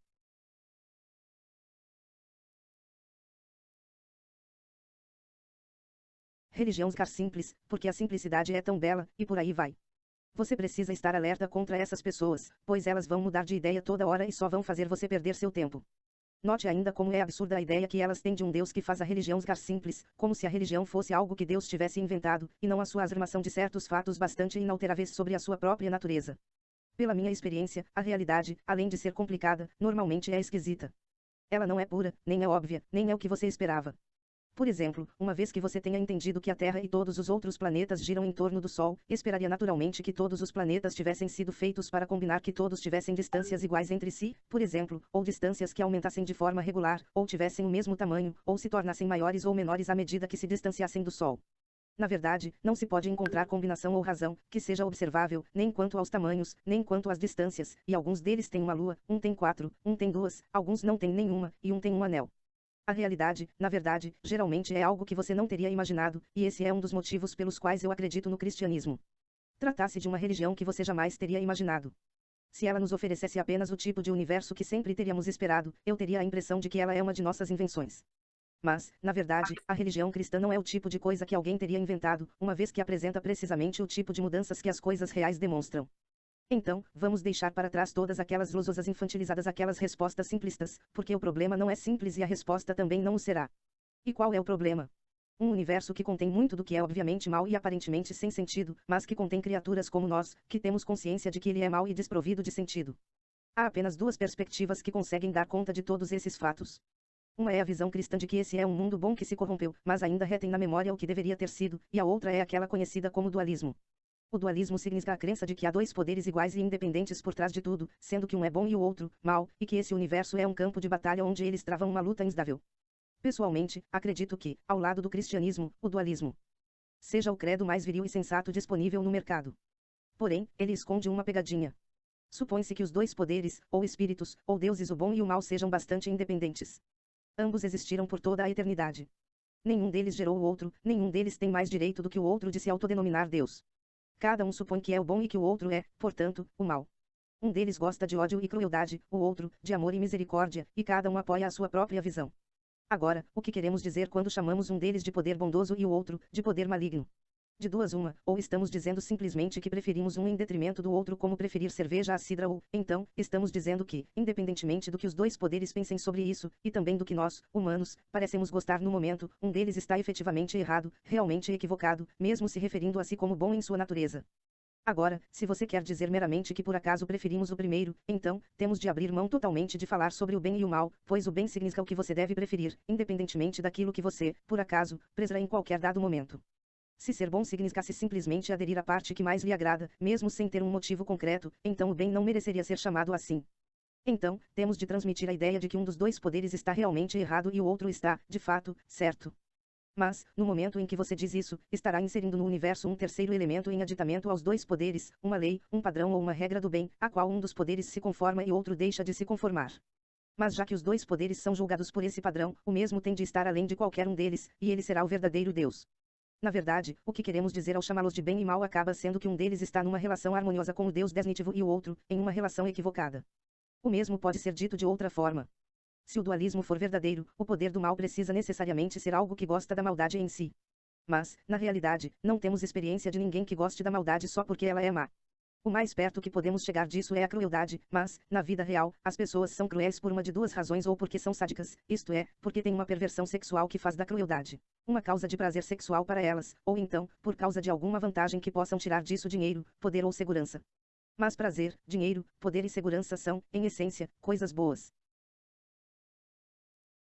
Dando o método errado, ou da forma errada, ou com muita intensidade. Não quero dizer com isso, obviamente, que as pessoas que agem assim não sejam desesperadamente más. O que quero dizer é que a maldade, se você a examinar de perto, acaba se revelando como a busca por algum bem, mas da maneira errada. Você pode ser bom só por amor à bondade, mas não pode ser mal só por amor à maldade. É possível ser bondoso mesmo quando você não está se sentindo bondoso e isso não lhe proporciona prazer algum, simplesmente pelo fato de a bondade ser a atitude correta, mas ninguém jamais cometeu uma crueldade simplesmente porque a crueldade é errada e sim porque a crueldade é prazerosa ou útil para aquele que faz uso dela. Em outras palavras, a maldade não pode ter sucesso nem mesmo em ser má, da mesma forma que a bondade consegue ser boa. A bondade é o que é, por assim dizer, a maldade não passa de bondade corrompida. Além disso, é necessário existir algo bom antes que se possa corrompê-lo. Chamamos uma perversão sexual de sadismo, mas é preciso ter primeiro a ideia de uma sexualidade normal antes de poder falar dela como perversão, e você pode ver qual é a perversão porque pode explicá-la a partir da normalidade, mas não pode explicar o normal a partir da perversão. Segue-se que esse poder do mal, que muitos supõem possuir o mesmo fundamento que o poder do bem, e amam a maldade da mesma forma que o poder do bem ama a bondade, é uma monstruosidade. Para ser mal, é preciso desejar coisas boas e, depois, persegui-las da forma errada, haver a ocorrência de impulsos que foram originalmente bons para estar em condições de pervertê-los. Mas se ele for mal, não pode desejar coisas boas ou alimentar-se de bons impulsos para depois os perverter. Ele precisa receber ambas as coisas do poder do bem. Se isso é assim, então ele não é independente. Ele faz parte do mundo do poder do bem, ou ele foi feito pelo poder do bem ou por algum poder que está acima de ambos. Vamos clarificar ainda mais este assunto.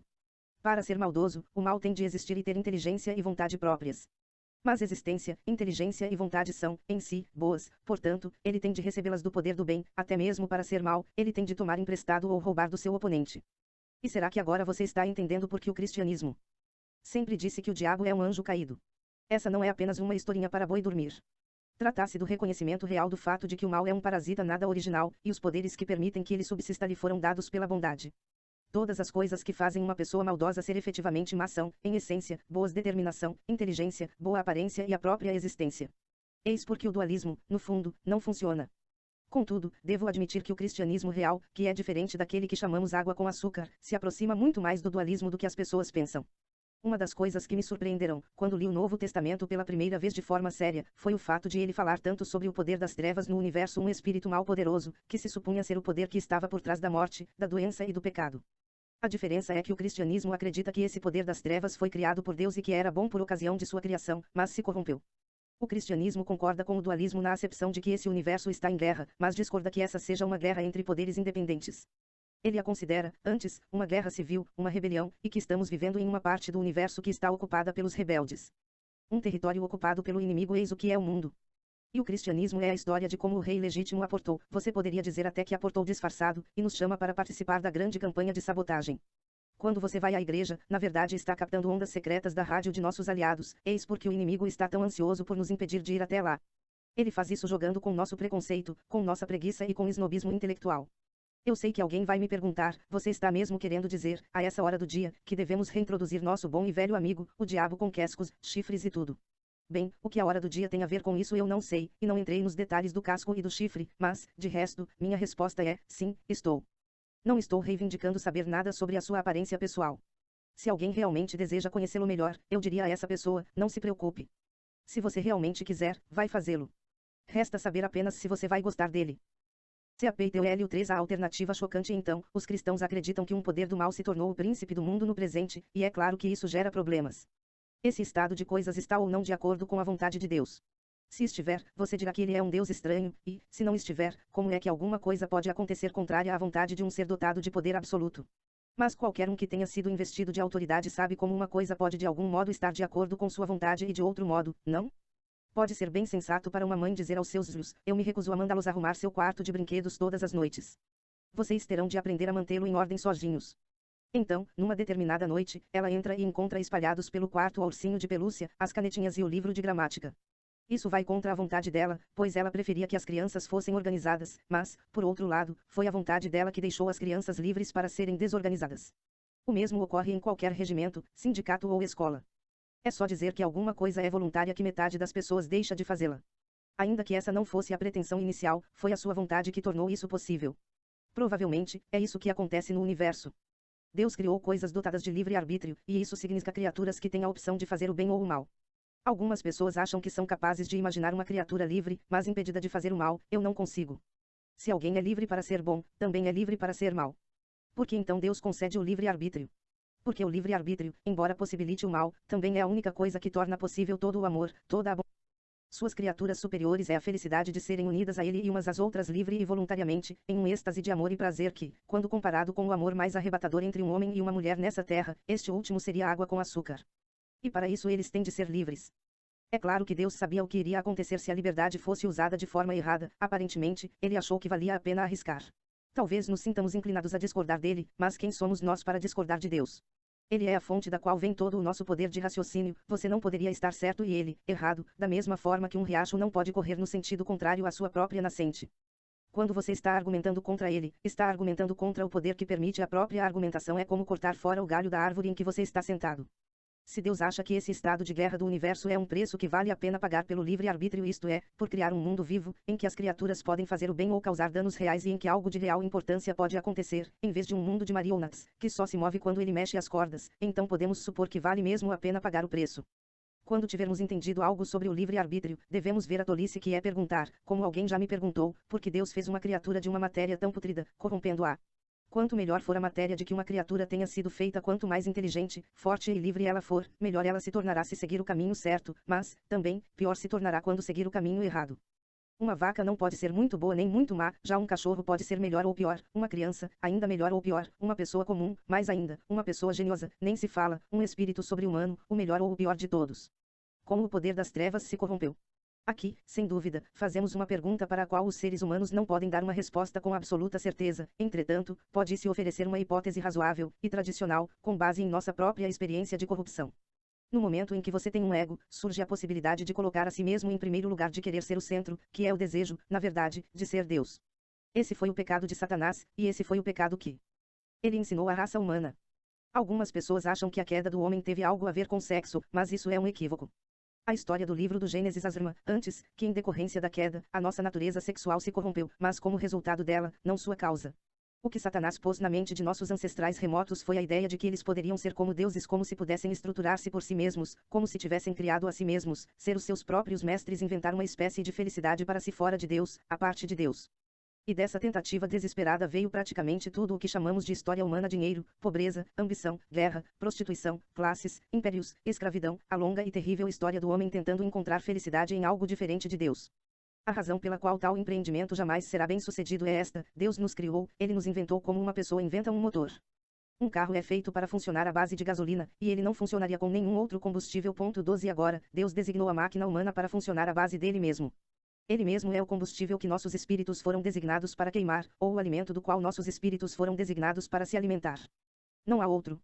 Essa é a razão pela qual simplesmente não adianta pedir a Deus para nos fazer felizes do nosso jeito, independentemente da religião. Deus não pode nos dar felicidade e paz à parte de si mesmo, porque elas não se encontram aí. Não existe tal coisa. Essa é a chave para a história da humanidade. Uma energia extraordinária é despendida, civilizações são construídas e instituições excelentes, criadas, mas sempre há algo que dá errado. Sempre ocorre algum desastre fatal que faz as pessoas egoístas e cruéis subirem ao poder e tudo se torna em miséria e ruína. Na verdade, a máquina começa a falhar. Ela parece iniciar perfeitamente e funciona por alguns quilômetros, e então o motor funde, pois eles estão tentando fazê-la funcionar com o combustível errado. Foi isso que Satanás nos fez conosco, seres humanos. E o que foi que Deus fez? Antes de tudo, ele nos conferiu consciência, o sentido do certo e do errado, e por toda a história houve pessoas tentando, algumas muito intensamente, obedecer-lhe. Nenhuma delas foi bem-sucedida. Em segundo lugar, ele enviou à raça humana o que eu chamo de bons sonhos, estou me referindo àquelas histórias esquisitas espalhadas pelas religiões gentias sobre um Deus que morre e volta à vida, e, por sua morte, de alguma forma concedeu nova vida ao ser humano. Em terceiro lugar, ele selecionou um povo em particular e passou vários séculos incutindo na cabeça deles que tipo de Deus ele era, que não havia nenhum igual a ele e que ele exigia uma conduta correta. Os judeus são esse povo, e o Antigo Testamento nos oferece o relato de como ocorreu esse processo de incutir. Mas o verdadeiro choque ainda estava por vir. Eis que da descendência desse povo subitamente surge um homem que anda por aí dizendo que é Deus. Ele alega ter poder para perdoar pecados. Diz que sempre existiu. Afirma que está vindo julgar o mundo nos EM dos tempos. Agora, vamos deixar bem claro uma coisa. Entre os povos panteístas, como são os indianos, qualquer um poderia dizer que fazia parte de Deus ou que é um com Deus, não há nada de muito estranho nisso. Mas esse homem, pelo fato de ser judeu, não poderia estar se referindo a esse tipo de Deus. Deus, na linguagem deles, significava o ser que está fora do mundo, o Criador e aquele que é infinitamente diferente de tudo. E quando você entende isso, verá que as palavras ditas por esse homem eram, simplesmente, os pronunciamentos mais chocantes já enunciados por lábios humanos. Há um elemento nessa reivindicação que tende a passar despercebido por nós, porque o ouvimos tantas vezes que já não nos damos conta mais de suas consequências. Eu me reservo à alegação de perdoar pecados, quaisquer pecados. Agora, a menos que seja o próprio Deus falando, tal pronunciamento é tão absurdo que se torna cômico.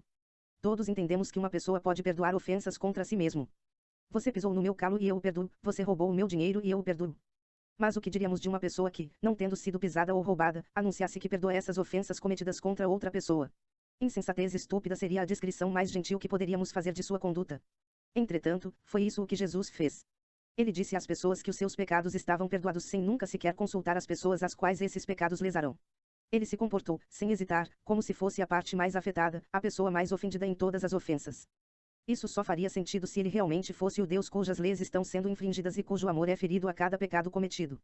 Na boca de qualquer outra pessoa que não seja Deus, as palavras implicariam o que eu só posso considerar uma tremenda imbecilidade e presunção sem precedentes na história. Contudo, e esse é o fato estranho e, ao mesmo tempo, significativo, nem mesmo seus inimigos, quando leem os evangelhos, costumam ter a impressão de imbecilidade ou presunção, muito menos os leitores desprovidos de preconceitos. Cristo diz que ele é humilde e manso, e nós acreditamos nele, e não percebemos que, se ele fosse meramente um homem, a humildade e a mansidão são as últimas características que poderíamos atribuir a alguns dos seus ditos. Quero evitar aqui que alguém diga a enorme tolice que muitos costumam dizer a respeito dele: estou pronto para aceitar a Jesus como um grande mestre de moral, mas não aceito sua reivindicação de ser Deus. Esse é o tipo de coisa que não se deve dizer. Um homem que fosse meramente um ser humano e dissesse o tipo de coisa que Jesus disse não seria um grande mestre de moral. De duas uma, ou ele seria um lunático do nível de alguém que afirmasse ser um ovo frito, ou então seria o diabo em pessoa. Faça a sua escolha. Ou esse homem era, e é, o Filho de Deus, ou então um louco ou algo pior. Você pode descartá-lo como sendo um tolo ou pode cuspir nele e matá-lo como a um demônio, ou, então, poderá cair de joelhos a seus pés e chamá-lo de Senhor e Deus. Mas não me venha com essa conversa mole de ele ter sido um grande mestre de moral, pois ele não nos deu essa alternativa e nem tinha essa pretensão. 12 Na época de Lewis ainda não havia combustíveis alternativos. N. T. CAPTOL 4 O penitente perfeito. Então, estamos diante de uma alternativa amedrontadora. Esse homem sobre o qual estamos falando ou era, e é, precisamente o que ele disse que era ou, então, era um lunático ou coisa pior. Agora, me parece óbvio que ele não era nem um lunático nem um fanático, e, consequentemente, por mais estranho, aterrorizante ou improvável que possa parecer, tenho de aceitar a visão de que ele era e é Deus, o qual aportou em seu mundo ocupado pelo inimigo em forma humana. E agora, qual foi o propósito disso tudo? O que ele veio fazer? Bem, veio ensinar, é claro, mas assim que você se passe a ler o Novo Testamento ou qualquer outro escrito cristão, descobrirá que eles estão constantemente falando de algo bem diferente de sua morte e ressurreição. É óbvio que os cristãos acreditam que o ponto central da história esteja aqui. Eles pensam que a coisa mais importante que ele veio fazer na Terra tenha sido sofrer e ser morto. Ora, antes de me tornar cristão, tinha a impressão de que a primeira coisa em que os cristãos tinham de acreditar era em uma teoria particular sobre qual era o sentido dessa morte.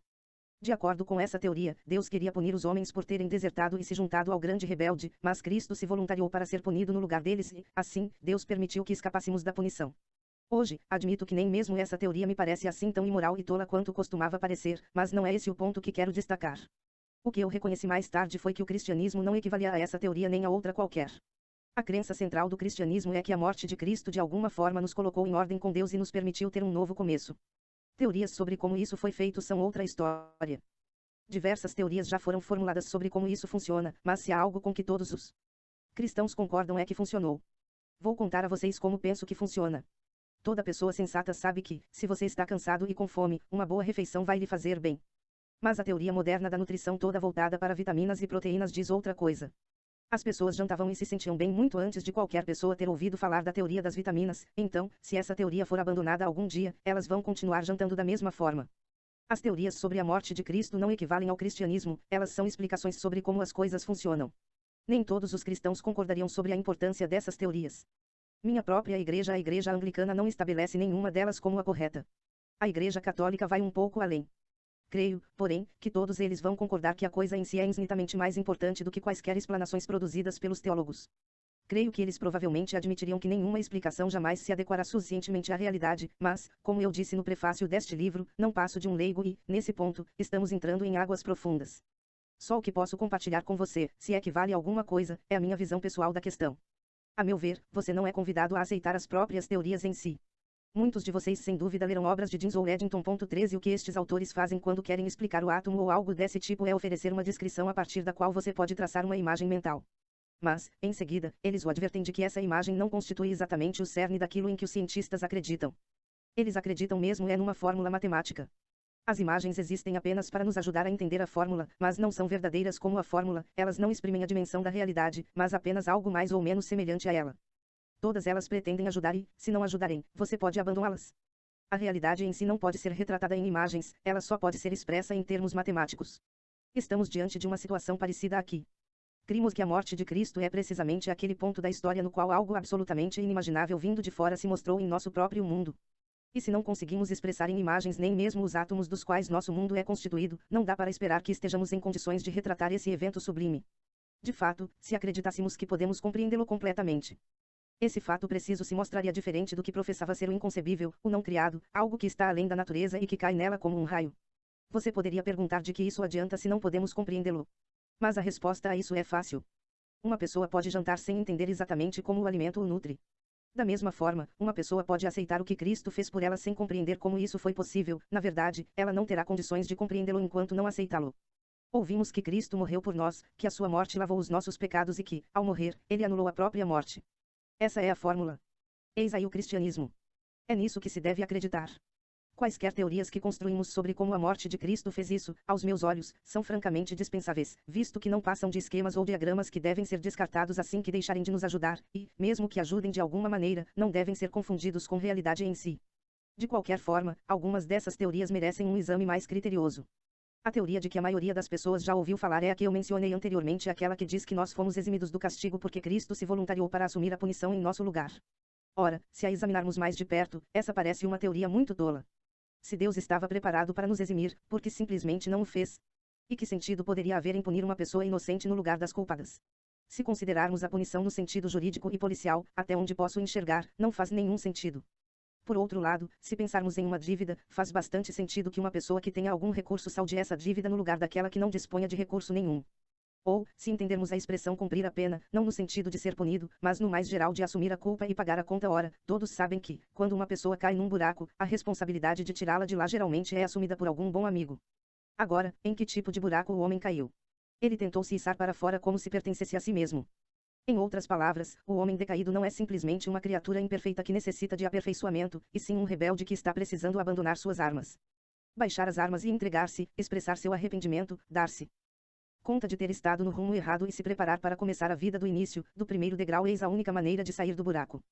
Esse processo de entrega, esse movimento de marcha a ré a toda velocidade é o que os cristãos chamam de arrependimento. Mas, há de se convir, arrepender-se não é nada divertido. Trata-se de algo mais difícil do que simplesmente se humilhar e admitir a própria culpa. Significa desaprender toda a presunção e teimosia que nos foram incutidas por milhares de anos. Significa aniquilar parte de nós, passando por uma espécie de morte. Na verdade, é necessário que a pessoa seja boa para se arrepender. E eis aí um verdadeiro paradoxo: só uma pessoa má precisa de arrependimento, mas só uma pessoa boa consegue arrepender-se perfeitamente. Quanto pior você for, mais precisará arrepender-se e menos conseguirá fazê-lo. A única pessoa que conseguiria fazê-lo com perfeição seria alguém perfeito, e esse alguém não precisaria de modo nenhum fazê-lo. Lembre-se de que esse arrependimento, essa submissão voluntária à humilhação e uma espécie de morte não é algo que Deus exija de você para o aceitar de volta e do qual ele poderia eximi-lo se assim quisesse, tratasse sim para Deus. Se você pedir para Deus aceitá-lo de volta sem isso, você estará lhe pedindo para voltar sem, de fato, voltar, e isso é impossível. Muito bem, então, temos de nos arrepender, não tem outro jeito. Entretanto, a maldade que nos leva a precisar disso nos torna incapazes de tomar essa atitude. Será que podemos fazer isso se Deus nos ajudar? Sim, mas o que a ideia de sermos ajudados por Deus significa? Queremos dizer, em outras palavras, que Deus coloca um pouco dele em nós. Ele nos empresta um pouco dos poderes de sua razão e, assim, conseguimos raciocinar, ele coloca um pouco do seu amor em nós e, assim, amamos uns aos outros. Quando você ensina uma criança a escrever, segura na mão dela para ela formar as letras, isto é, ela forma as letras porque você as está formando. Nós amamos e raciocinamos porque Deus ama e raciocina, e segura a nossa mão enquanto nós o estamos fazendo. Agora, se não tivéssemos caído, tudo estaria bem. Mas, infelizmente, agora necessitamos da ajuda de Deus para fazer algo que Ele mesmo, por sua própria natureza, nunca faz: entregar-se, sofrer, submeter-se, morrer. Não há absolutamente nada na natureza de Deus que corresponda a esse processo, de modo que necessitamos agora, mais do que nunca, da condução de Deus pelo único caminho que Ele, por sua própria natureza, nunca percorreu. Deus só pode compartilhar conosco o que Ele tem, e essas coisas não estão presentes em sua natureza. Mas suponha que Deus tenha se tornado homem, suponha que a nossa natureza humana, que é capaz de sofrer e morrer, tivesse sido amalgamada com a natureza de Deus em uma pessoa, então, essa pessoa poderia nos ajudar. Ele poderia renunciar sua vontade, sofrer e morrer, porque seria um ser humano, e poderia fazê-lo de forma perfeita porque seria Deus. Você e eu só podemos passar por esse processo se Deus o realiza em nós, mas Deus só poderia fazê-lo tornando-se Ele mesmo um homem. Para que nossas tentativas de morrer tenham êxito, nós, homens, temos de compartilhar da morte de Deus, da mesma forma que nosso pensamento só pode alcançar êxito se for uma gota do oceano da sua inteligência. Por outro lado, não podemos compartilhar da morte de Deus a não ser que ele morra, mas ele só pode morrer tornando-se homem. Esse é o sentido pelo qual ele paga nossa dívida e sofre por nós o que ele próprio não necessita de modo algum sofrer. Já ouvi certas pessoas se queixarem de que, se Jesus é Deus, assim como também é homem, então os seus sofrimentos e sua morte perdem todo o valor a seus olhos, porque tudo isso deveria ser muito fácil para ele. Outros, por sua vez, poderiam, muito corretamente, repreender a ingratidão e a crueldade dessa objeção, o que me espanta é a ignorância que ela revela. Em certo sentido, é claro que os que a fazem estão certos. Eles poderiam até ter levado o caso mais longe. A perfeita submissão, o perfeito sofrimento e a morte perfeita não apenas foram mais fáceis para Jesus porque ele era Deus, mas também só foram possíveis porque ele era Deus. Mas certamente esse é um motivo muito estranho para não aceitar esses feitos, não é? Um professor está em condições de formar as letras para a criança porque ele é adulto e sabe escrever. Isso, é claro, facilita as coisas para ele, e é apenas porque é mais fácil para ele, que ele pode ajudar a criança. Se ela rejeitasse a ajuda porque é muito fácil para os adultos e esperasse aprender a escrever com outra criança que também não soubesse escrever, e, assim, não tivesse vantagem injusta, ela não progrediria muito rápido. Se eu estiver me afogando em um riacho, uma pessoa que está com um pé num banco de areia pode me dar uma mão capaz de salvar a minha vida. Será que seria razoável eu gritar, entre uma tomada de ar e outra não? Isso não é justo? Você está em vantagem. Está com um pé no banco de areia. Essa vantagem, por mais injusta que você possa chamá-la, é a única razão por que ele pode me ser útil, pois de quem buscamos ajuda senão daqueles que vemos que são mais fortes do que nós? Essa é a minha própria forma de encarar o que os cristãos chamam de expiação. Mas lembre-se de que essa não é senão uma imagem. Não a confunda com a realidade, e, se ela não o ajudar, deixe-a de lado. 13. Essa é provavelmente uma menção ao astrônomo James Rappold Jeans, de 1877 a 1946, e ao astrofísico Arthur Stanley Eddington, de 1882 a 1944. 5. A conclusão prática: Cristo entregou-se e humilhou-se de forma perfeita, perfeita porque ele era Deus, entregou-se e humilhou-se porque era homem. Agora, a crença cristã diz que se alguém compartilha a humildade e o sofrimento de Cristo de alguma forma, também temos de compartilhar de sua conquista da morte e encontrar nova vida depois de termos morrido, e, nisso, nos tornarmos criaturas perfeitas e perfeitamente felizes. Isso significa muito mais do que simplesmente seguir seus ensinamentos. As pessoas muitas vezes se perguntam quando será dado o próximo passo da evolução, o passo para além do ser humano, mas, na visão cristã, ele já foi dado.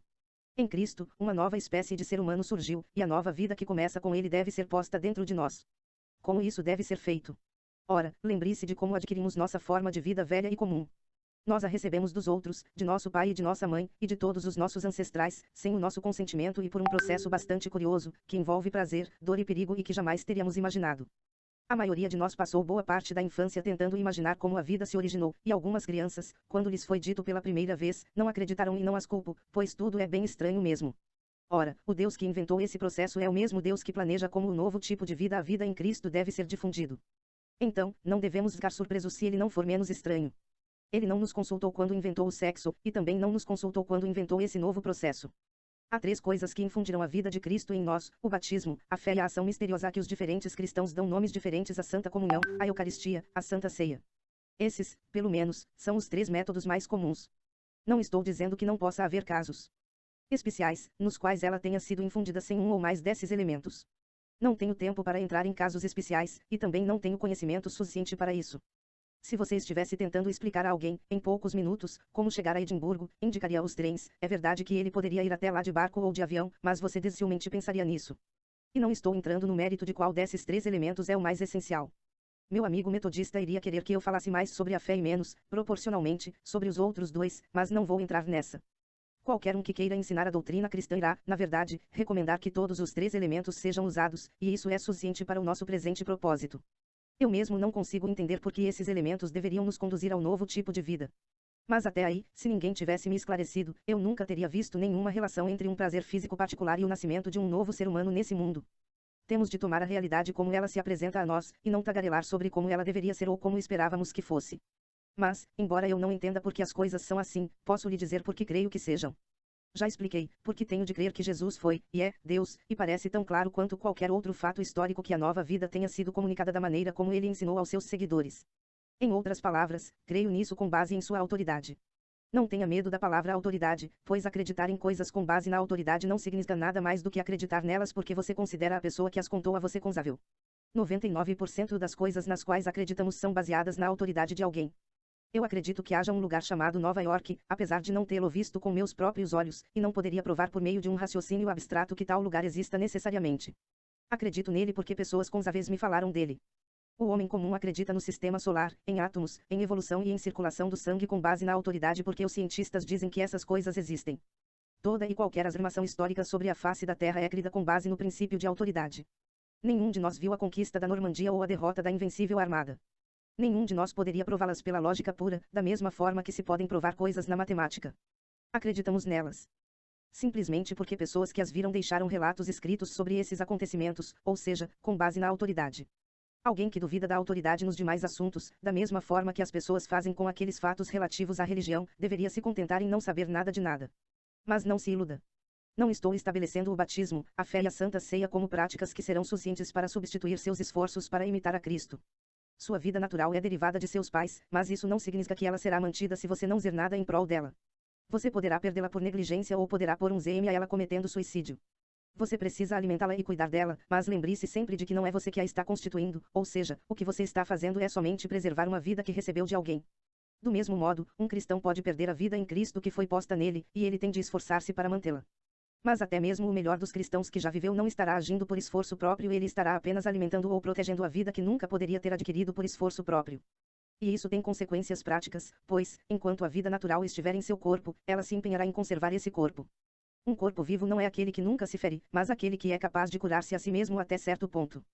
Semelhantemente, um cristão não é uma pessoa que nunca comete erros, mas uma pessoa capaz de se arrepender e dar a volta por cima, começando tudo de novo depois de todo o tropeço que der, porque a vida em Cristo está dentro dele, curando-o ao tempo todo, capacitando-o a imitar, até certo ponto, o tipo de morte voluntária que Cristo, em pessoa, assumiu. Eis porque o cristão está numa posição diferente de outras pessoas que estão tentando ser boazinhas. Elas esperam que, sendo boas, estejam agradando a Deus, caso ele exista, ou caso achem que ele não existe, pelo menos esperam merecer a aprovação de homens bons. Mas o cristão acredita que qualquer bem que ele possa fazer venha da vida em Cristo que está dentro dele. Ele não acha que Deus nos amará porque estamos sendo bons, mas que Deus nos tornará bons porque ele nos ama. Isso pode ser comparado ao telhado de uma casa de jardim que não atrai os raios do sol porque é brilhante, mas é brilhante porque o sol irradia sobre ele.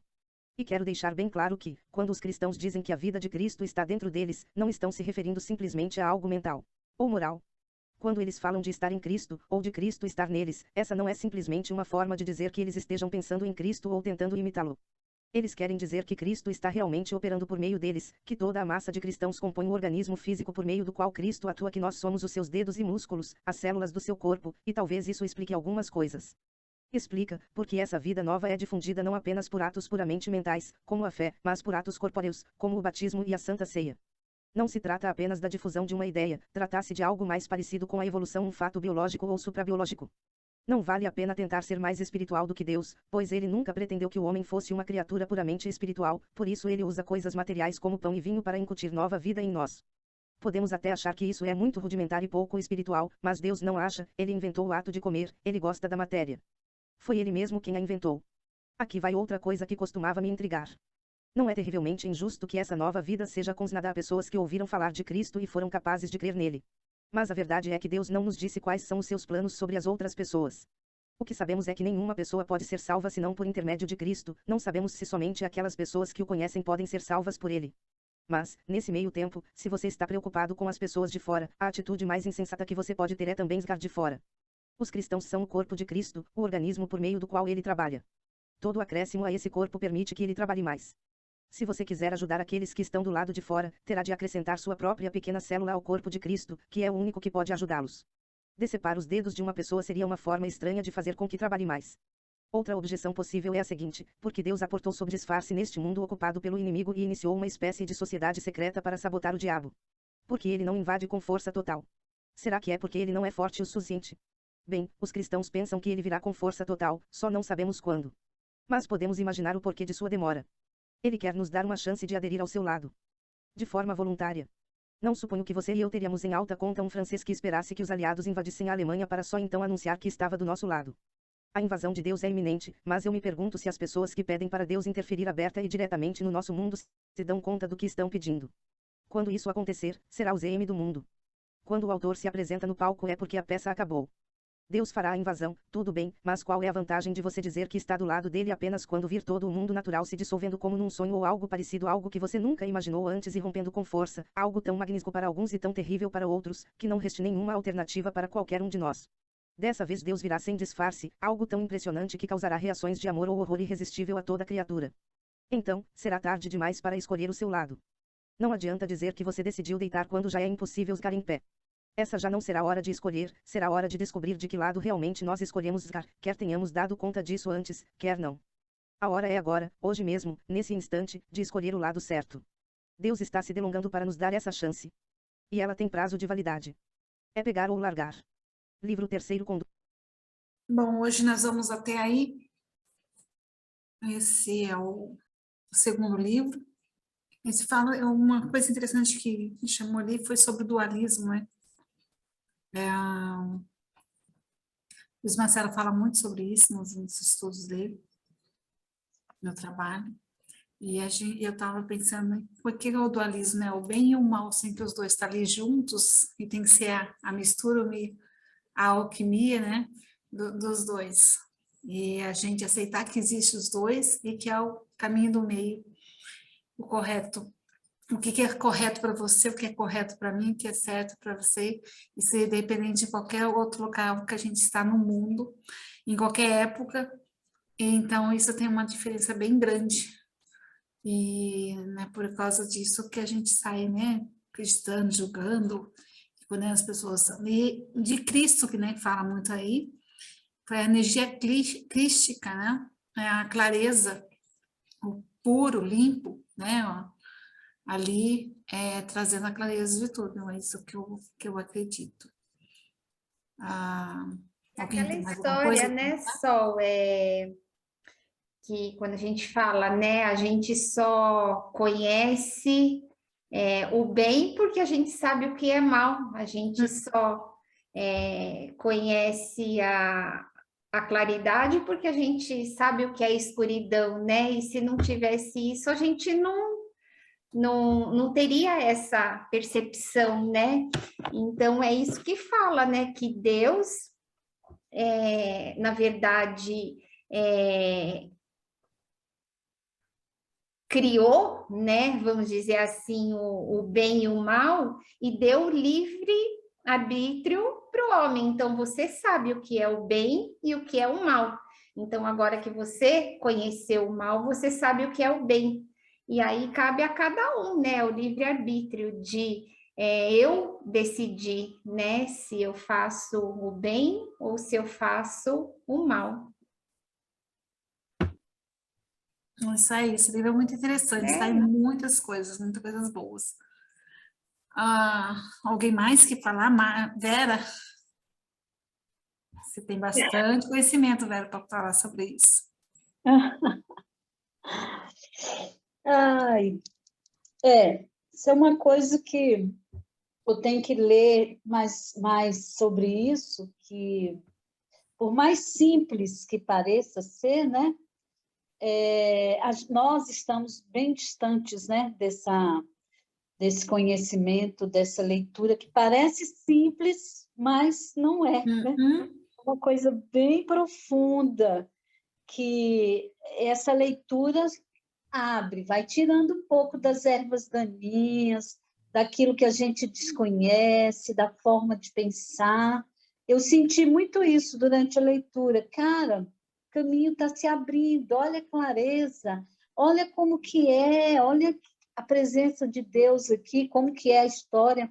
Então, é muito bacana esse tipo de leitura, que a gente se aprofunda nesse conhecimento e que pode, por exemplo, se dar ao luxo de dizer, eu concordo, como disse a Elaine, eu concordo porque não é escuro, eu sei que está claro.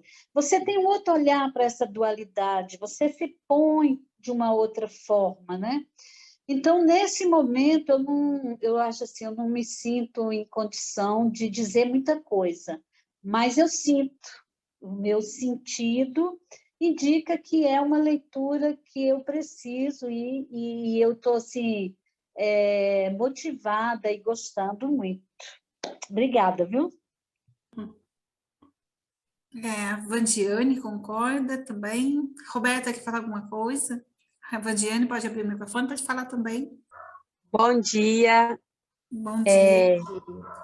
Assim, a minha primeira vez aqui, foi muito bom estar com vocês, tá? Eu, primeiramente, quero agradecer a oportunidade do grupo estar aberto.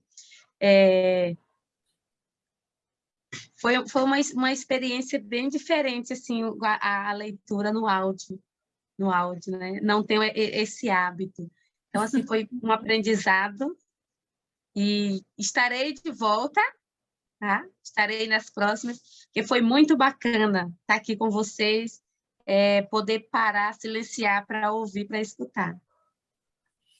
Isso, muito bom. Essa ideia é o Luiz Marcelo que traz, né? Ele que abriu os grupos, de a leitura dinâmica, é a leitura rápida, acelerada, nos primeiros, né, 10 minutos, né, a Elaine, difícil acostumar, depois a gente vai, após 10 minutos, a gente começa a acostumar, e isso força você a ter foco ali no ouvir, e lendo também, acompanhando pelo PDF. Então, acelera o tempo, porque hoje nós não temos muito tempo. Então, temos que acelerar aí, é o mundo que está nos oferecendo aí essa oportunidade de acelerar o tempo. E a forma de você ler mais livros também por semana. Roberta, Juramar, a Márcia caiu, já saiu. É interessante esse comentário, porque eu também não tinha esse hábito de ler com o áudio, mas agora eu estou tão acostumada que eu não consigo mais ler sem ter um audiobook, é muito engraçado, porque aí parece que o ritmo mesmo, ele fica muito diferente, até quando alguém está lendo é diferente do áudio, né? Você pode acelerar e tal, então, e realmente essa questão da atenção, a gente fica mesmo focado, é diferente quando você está com o áudio e o PDF, né, junto, porque aí o foco é realmente intencional ali. Até quando você ouve na velocidade normal, parece que a pessoa está em marcha lenta, também devagar. E ontem eu fiquei até confusa, assim, na velocidade que eu passei para o computador, tentando ajeitar um pouco aqui. Eu falei assim, nossa, mas está na velocidade normal, e estava no normal, eu ainda acelerei 2 pontos na gravação. E aqui nós estamos colocando mais acelerado ainda na apresentação do YouTube aqui. Mas é estranho, depois você que acostuma, você acha que a pessoa está falando muito devagar, muito calmo, está em marcha lenta mesmo. Tem alguns probleminhas que eu tive ali na exposição do PDF, por causa que não pegou a tela toda, então algumas coisas, mas o áudio estava completo, então é bem legal. É a forma de você estudar mais rápido e focado, porque daí você não perde atenção das coisas que acontecem ao seu lado. Juramar? A Vandiane perguntou como que faz para acelerar, né? Ah, tá. Aqui no todo vídeo do YouTube, ou mesmo no vídeo do YouTube, a parte de vídeos, você tem Uma rodinha, né? uma rodinha, uma engrenagem. Você clicar naquela engrenagem, ela vai lá vai aparecer várias opções, vai aparecer a opção de velocidade. Aí ela tem a velocidade para menor, para menos, e tem velocidade para mais. Você vai até 2 pontos. A gente utiliza normalmente 1,75, 2, mas às vezes você pode ir aos poucos, coloca 1,5 e vai aos poucos aumentando, conforme vai acostumando o seu ouvido. E você coloca o audiobook e você vai ouvindo rapidinho, assim, às vezes você está fazendo até um trabalho, alguma coisa, você vai ouvindo um audiobook.